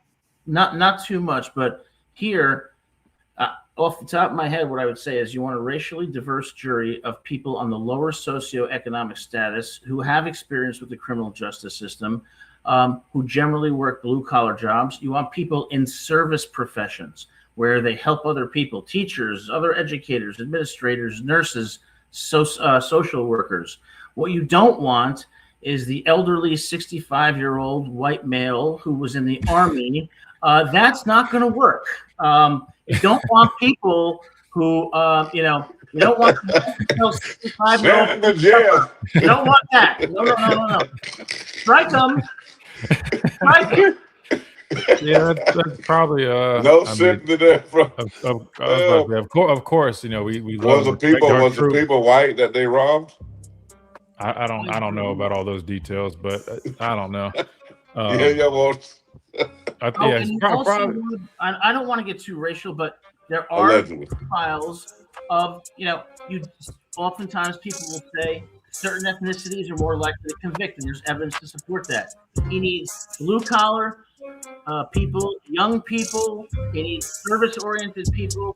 He will get a hung jury at the least. You want some brothers on there, that jury, that are 40 years old and still wearing jerseys and tank tops with other men's name on the back. You want them? You want them? No. You don't want the 70-year-old white male who dresses up as Santa Claus every year at some local town ceremony. You're finished. You go to the electric chair. Yeah, probably not the ideal juror in many situations, unfortunately. Adam, before we let you go, please tell everybody. You're the legal expert, and you're going to fight for your clients. Tell everybody how they can get a hold of you and hire you to defend them if they ever need any of those services. Yeah, so at Lamparello Law Education and Advocacy, we offer low-priced representation if you're charged with any crime. We offer educational services, defense for students, educational assistance. Check us out at lamparello-law.com or check us out on YouTube at Lamparello Law for some free legal advice. Christian, Corey, always great to see you. Christian, always good, man. You got me laughing. And, I'm looking at the jury in my mind. I got 6 brothers with LeBron James, Michael Jordan, Steph Curry jerseys on, tank tops. Yeah, they got jerseys, with the name other men. That's a violation, is what I'm saying. Men who are 40 and over that wear jerseys, you just don't do that. No, but those kind of guys that if Terrion goes to court, you want them in the jury box because they're gonna be fans. Oh my God! Have me on, guys. Adam, thank you so much, man. Absolutely. Our guy, Mr. Adam Lamparello, Law Education Advocacy. We got to hit a timeout. We come back. We wrap things up on this Thursday edition of the Miller's Edge. Tide 100.9, 1230. Oh, Miss Terry to be on there. Miss Terry will be up there. Okay, that's enough.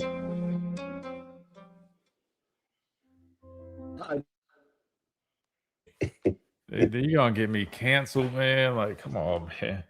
Can't take anything serious. I'm trying to just tiptoe No, I take around. I take it serious. I do take that. No, I don't want people thinking we're like mocking or laughing because that's the last thing I'll do. I promise I'm No, not. Adam won't.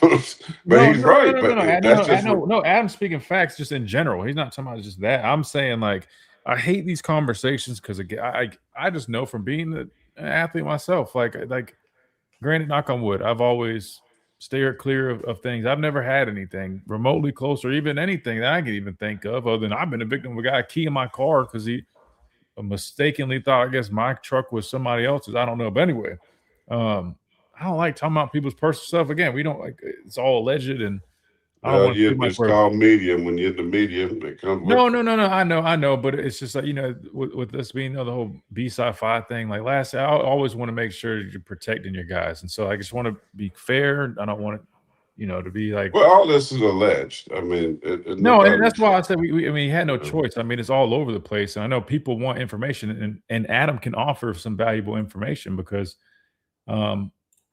he can answer these questions that we're not going to be able to answer. So that's why I said somebody said character witnesses. Somebody said you have to have a sense of humor, brother. The shit will weigh you down. Oh, 1,000%. I have. I don't take nothing like. No. I said what I said from my serious point because no. You're right. It's like, and I'm standing 10 toes down with TA until something is different for me. I'm not one that just stands because there's a charge or allegedly somebody says somebody, and that's wrong with the world today. The thing says you're innocent until proven guilty. Let the court have his due diligence. For whatever reason, he allowed this to become a problem. That means, if anything, I'm saying to him and to any young person, or like, you got to look for these snakes in the weeds. And apparently, one thing is facts, right? That his boys to try to get a lesser sentence, probably trying to sell him out. Well, let me be clear. I don't know his connection to. Well, it says that his friends. It says that, but what I'm saying is we don't really know if they are. They might not be. They might claim they're his friend. No, you hear what I'm saying? They might think. Yeah, but I can believe that. No, I'm not. Because there is a connection. There is enough. They got to be enough connection for them to even bring this charge against. So they got something. No. My point is saying you're using the word friends. I don't throw around that word loosely. What I'm saying is they could be associates, but still, if he's somehow linked to it, I'm sure he knows them to an extent. Same thing. Associate, friend, no. There's a big difference because there's a big difference. But my point is, some people you might think are your friends, and then clearly, they're his friends. They sell them out like that. We just talked about this in men's Bible study group. There's a difference between a friend and an acquaintance, right? A lot of people, you can be an acquaintance and not know them. People think they know you because they know of you. Don't mean that they know you, like your heart, who you are. But my point is, hold on. Let me bring us back because I'm about to close the show out. Then I promise I'll let you finish. Just let me close this out. And welcome back into this Thursday edition of the Miller's Edge. Tide 100.9, 1230. WTBC. Big thanks to our guy, Mr. Adam Lamparello, Law Education Advocacy, who just joined us, offering some really good legal insight on kind of the situation that's come up that we were discussing a moment ago. We'll definitely stay up to date with it and just pray for the best. And of course, if you guys need any help with anything that might come up in your life, hopefully you don't have any issues, but life happens. Make sure you guys contact Adam. He'll go to war for you. And of course, at affordable rates and prices, Lamparello-law.com for all that information. We're going to wrap things up on the radio side of things. We got about a minute left. Adam did mention that since you've inspired him to start the bad habit of smoking cigars, he did. In fact, Adam said he's now a cigar smoker ever since a 10-year golf tournament, and he put himself. The good news is, again, in moderation is totally fine. Use that code Miller's Edge, rnrcigars.com. We'll get you 20% off. You can be like Adam, get yourself a big discount on a nice box of cigars. Again, nothing wrong with them, just moderately. But guess the pastor of pain is influencing folks because Adam said he got a nice there we go. package. He said that. He literally said, "Tell your dad I got me my nice big box of cigars." Good. I mean, he didn't just be responsible. Listen, it's kind of like the preacher, the Southern Baptist preacher. No, we're not talking about all. Nah, he gets in the pulpit and he gets on people. Some of y'all are just coming out the club this morning, 3 a.m., sleeping in a bed with somebody that's not your wife, and you're drinking all that beer and liquor. And you're talking about preaching. But my point is, then he come over to the house and eat 4 plates of fried chicken, fat back and all. My point is, the Bible does. I'm not talking about that. Anyway, no, we got to get out of to here. smoke a cigar, just moderation. 100%. No, that's all I'm saying. Hey, let's do this. We'll wrap things up on radio. I'm gonna hang on here for a couple seconds, answer some last questions, and hang out. And then tomorrow we got a free for all Friday. We got Clint Lamb joining us tomorrow as well. And we look forward to seeing you guys then. Big thanks to Reed Behind the Glass. You guys tune in via Tide, via our streams, all that good stuff. We'll see you guys tomorrow right here on the Miller's Edge, Tide 100.9, 1230 WTBC.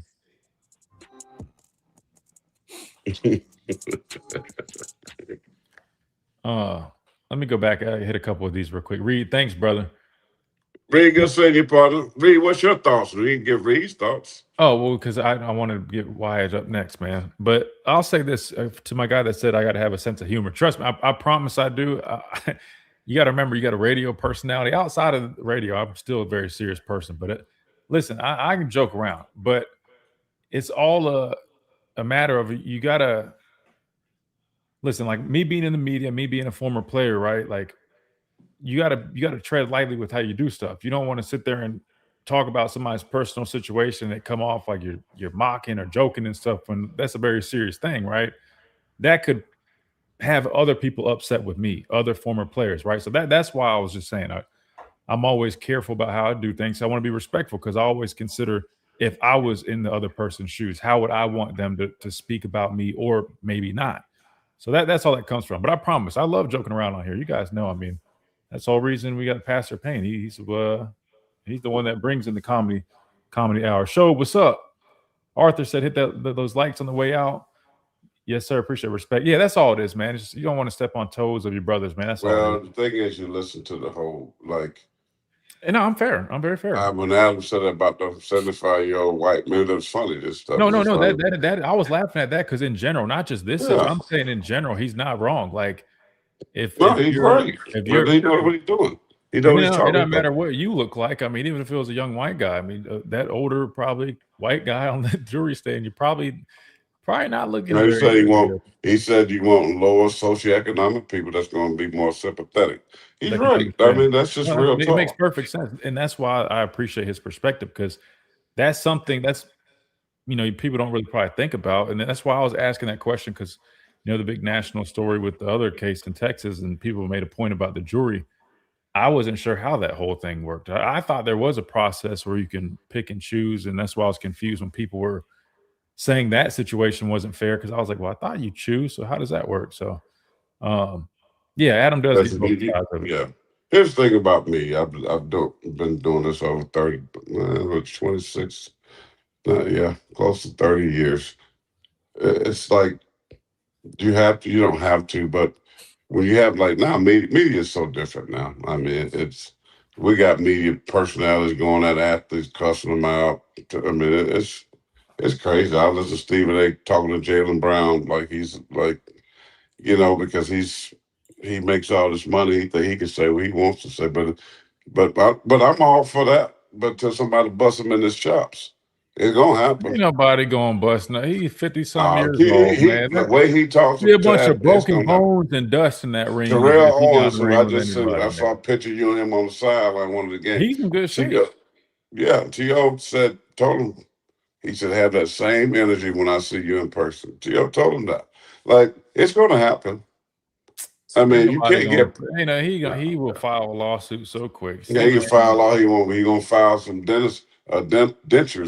He's going to have a dentist to file a dentist appointment. He keep messing with some of these people. I mean, like, when you get personal like that. Thank you, Trevor. I appreciate it, man. And it'll be even better. During the season, I'm going to have a rotation of. I'm going to get Roman. Go ahead and text Roman. Tell Roman we need him on weekly during the season. Me? Yeah. I'll get him. when we get Roman on here weekly, I'm gonna go ahead and set that up now. That way, during the season, man, we're gonna have all the guests on here doing breakdowns, and it's gonna be good, man. I'm definitely excited about it. Why is it like there's so many in one?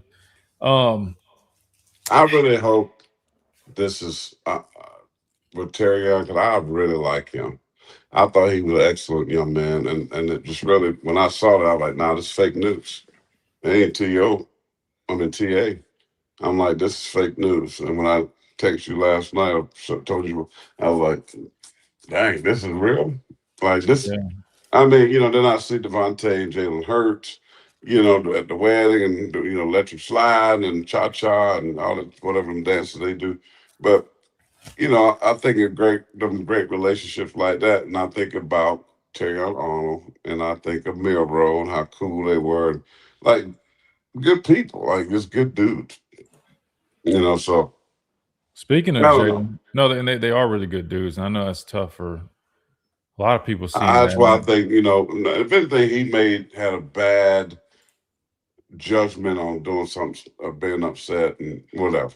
Well, that's what I was saying. That's what I can see, but I know he ain't holding nobody against their will. I know he ain't holding nobody at no gunpoint. Like that's not Terry on. That I will stand up 150%. He ain't doing that. I don't think that's him either. But like I was saying with Adam, like again, not even saying him in this situation. I'm just saying in general speaking here. I think what happens a lot of times is people don't understand the law well enough, which I don't think, unless you're a lawyer, you've studied it.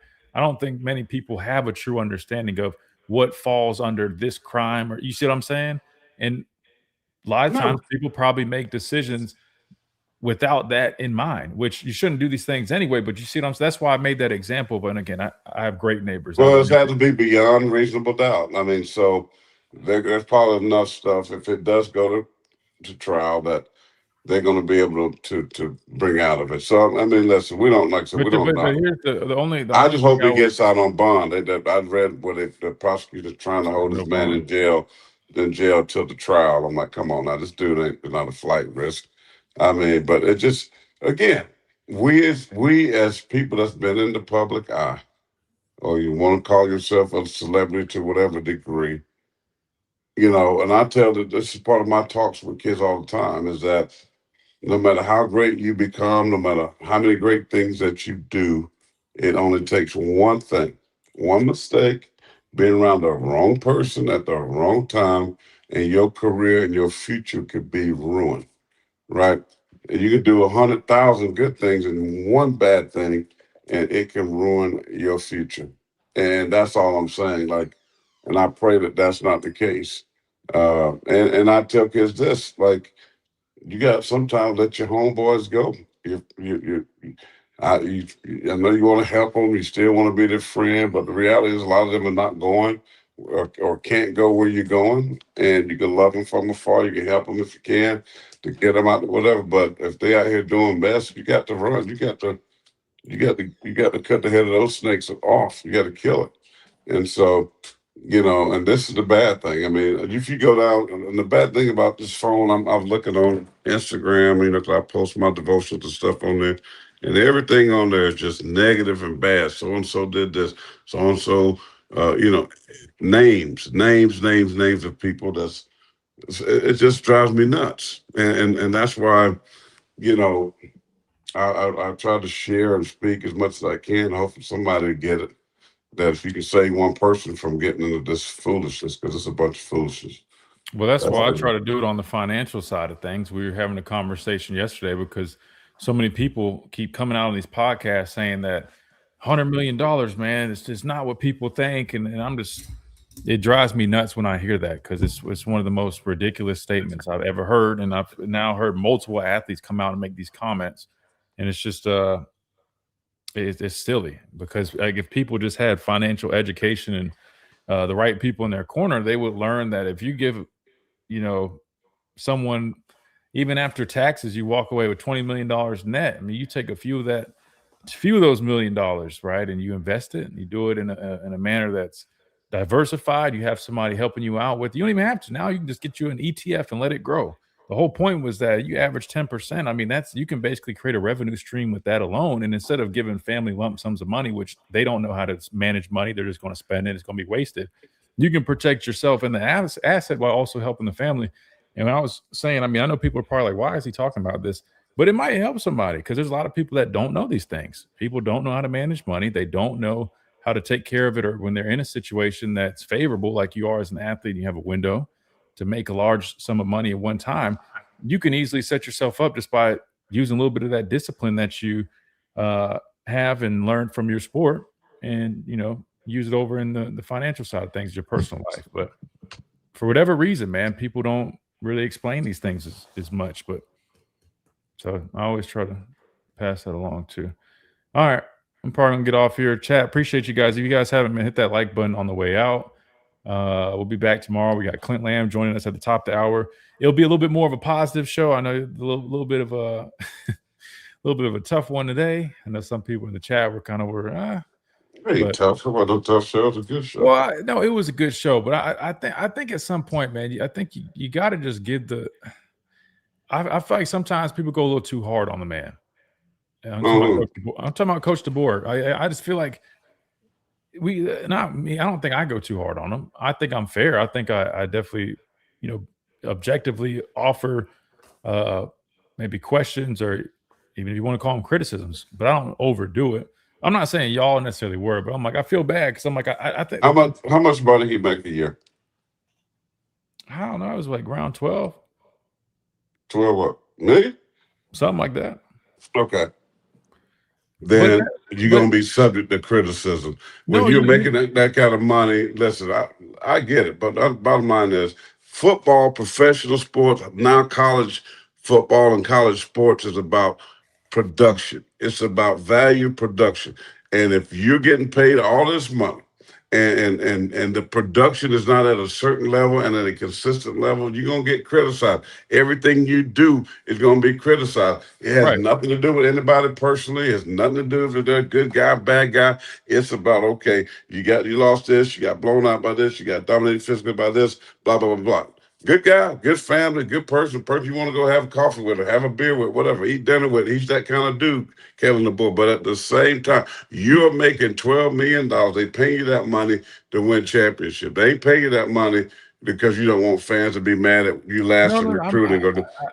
I ain't got time to be empathetic with that, because it's about wins and losses and what you're doing on the football field. It ain't about personally. So I'll never be a kind of host be like, well, I feel sorry. No, I don't feel sorry for you. Because guess what? If you get fired, you got $100 million that they have to pay you, right? To go live on the beach and drink Mai Tais and Speedos.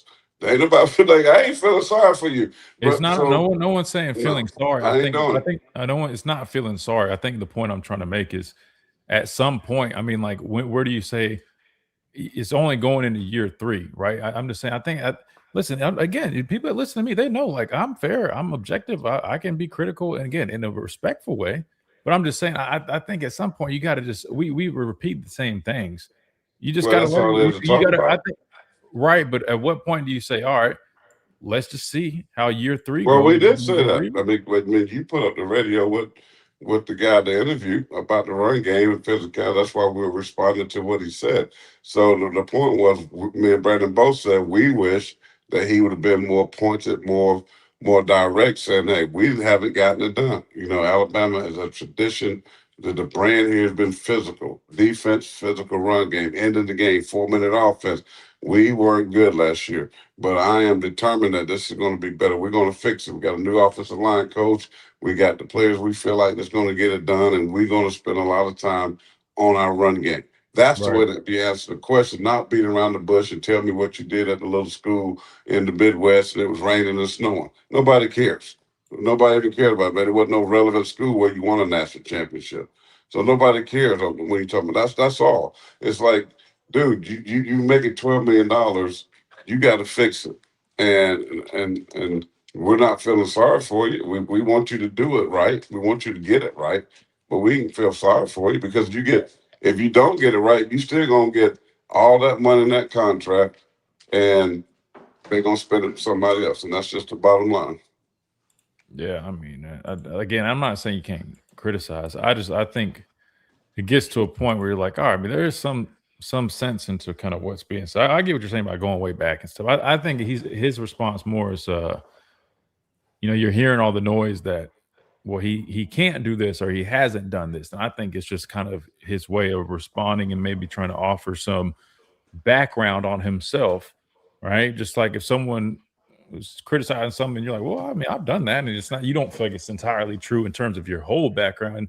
It's true for sure over the last couple years, at least. But anyway, like I said, it's all good. Sometimes when I'm hearing all of it, I'm like, man, I feel like now, we've said what we said. I think it's just let them go out there and show kind of what they've done, some of those changes that they've made. Because I mean, there's a clear commitment.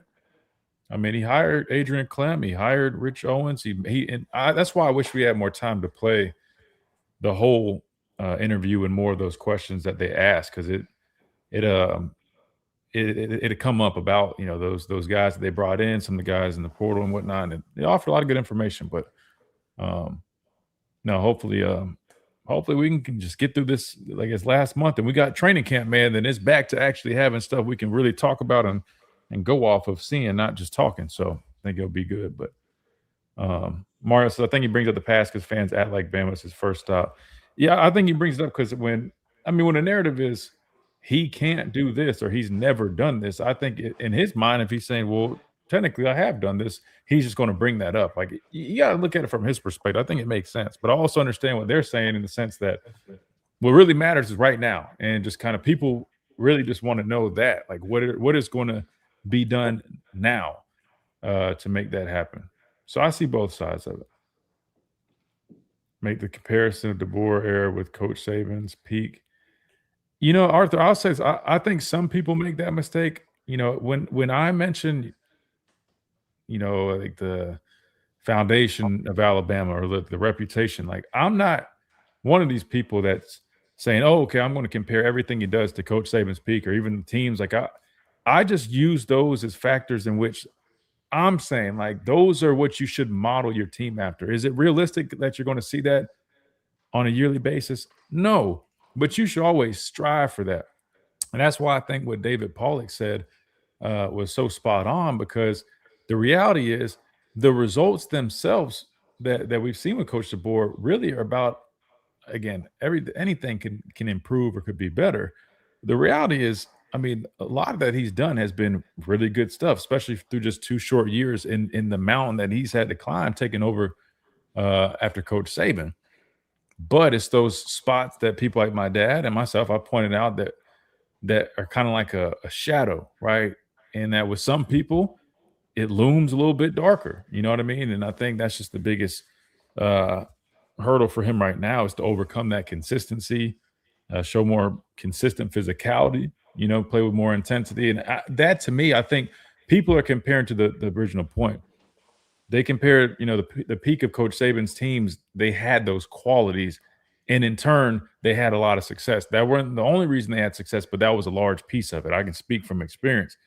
So I think that, at least for me, that's what I'm doing. I'm not comparing the talent and the resource. That's different. The landscape has changed. But what doesn't have to change is the mentality and the intensity of which you prepare your teams. And I think that's where that comparison comes in. Yeah, that's the biggest thing that I would say, because because there are some people that just say, "Oh, well, Coach Saban did this."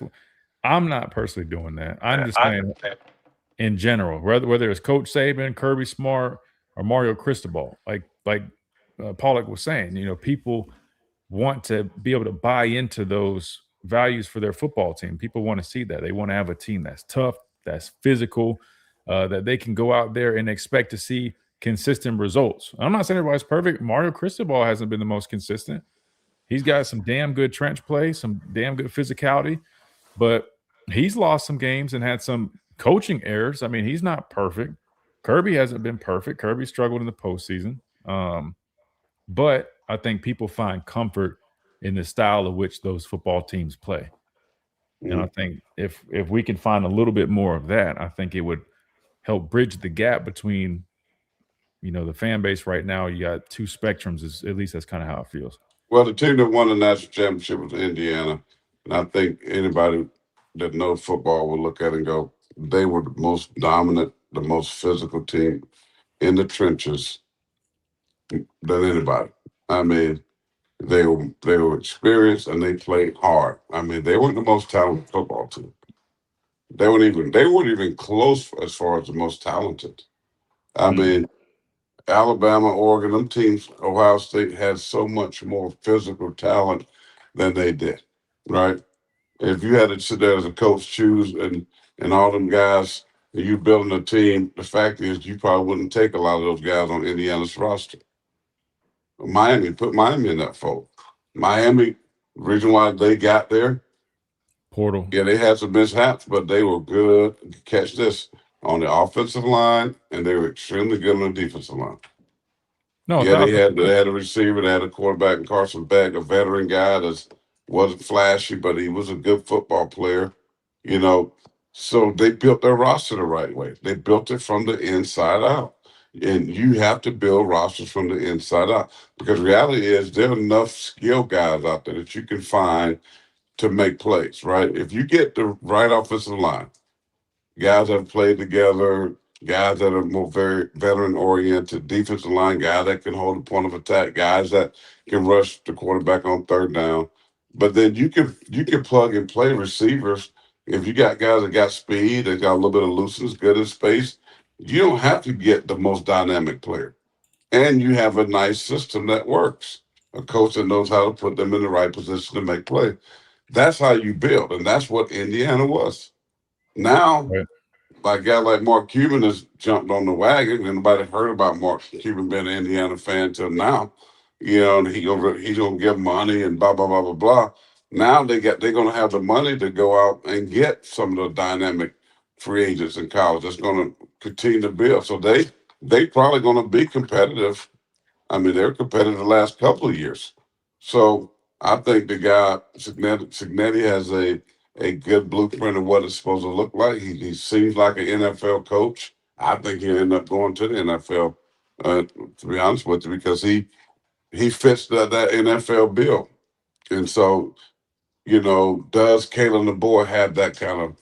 That's what you got to have now. You got to have somebody that can look at an NFL team, how to build rosters, and that's why, I'm thinking of Bill Belichick, why they were so bad. Now it was his first year, but if there's a guy that should have somewhat of an advantage, a guy like Bill Belichick who won that Super Bowls, 6, 7 of them, and now that college is really basically going to NFL rosters, team like North Carolina should be pretty daggone good.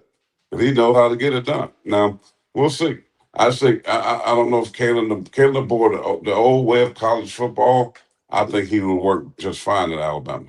I think he could build something there. But the way things are going now, and you got to roster retention, how many freshmen do I go get in high school? How many guys, plug and play guys? How am I going to spend money? What that's going to look like? Someone who can manage it? Do I have a guy that knows how to manage the salary cap? Like where they want to spend the heavy bucks to where they don't. You got to have that guy on your staff. So he's got a lot of work to do there, because this is just what college football is going to. I mean, so you either get with the program or you're going to get left behind. Hopefully Kevin DeBoer gets with the program and get it figured out, so he won't last at Alabama. Yeah, no, I mean, I think they got a plan that they're aiming for. Just is a little bit different than maybe some of these other top programs that spend a little bit more loosely. But I mean, if you look at it, 47 out of the 48 guys they recruit over the last 2 years, which were top 5 signing classes in both years respectively. I mean, given that you gotta retain those guys another year this next offseason. I mean, the good news is from a developmental piece, they should be a more mature team with guys that have been in the system, not just mature from playing other stops than coming here. I mean, there are his own guys that developed over the course of several years and were pretty heavily recruited. So if that all works out like that, and they can be aggressive in the portal and get some of those real true plug and play guys, I think they'll be in pretty decent shape moving forward. Just got to see it through. All right, I'm gonna get out of here. Appreciate you guys. Hit that like button on the way out. We'll be back tomorrow, same time, same place, you guys. know the drill, and look forward to seeing you guys then. I hope you guys have a great rest of y'all's day. And you got anything before we go?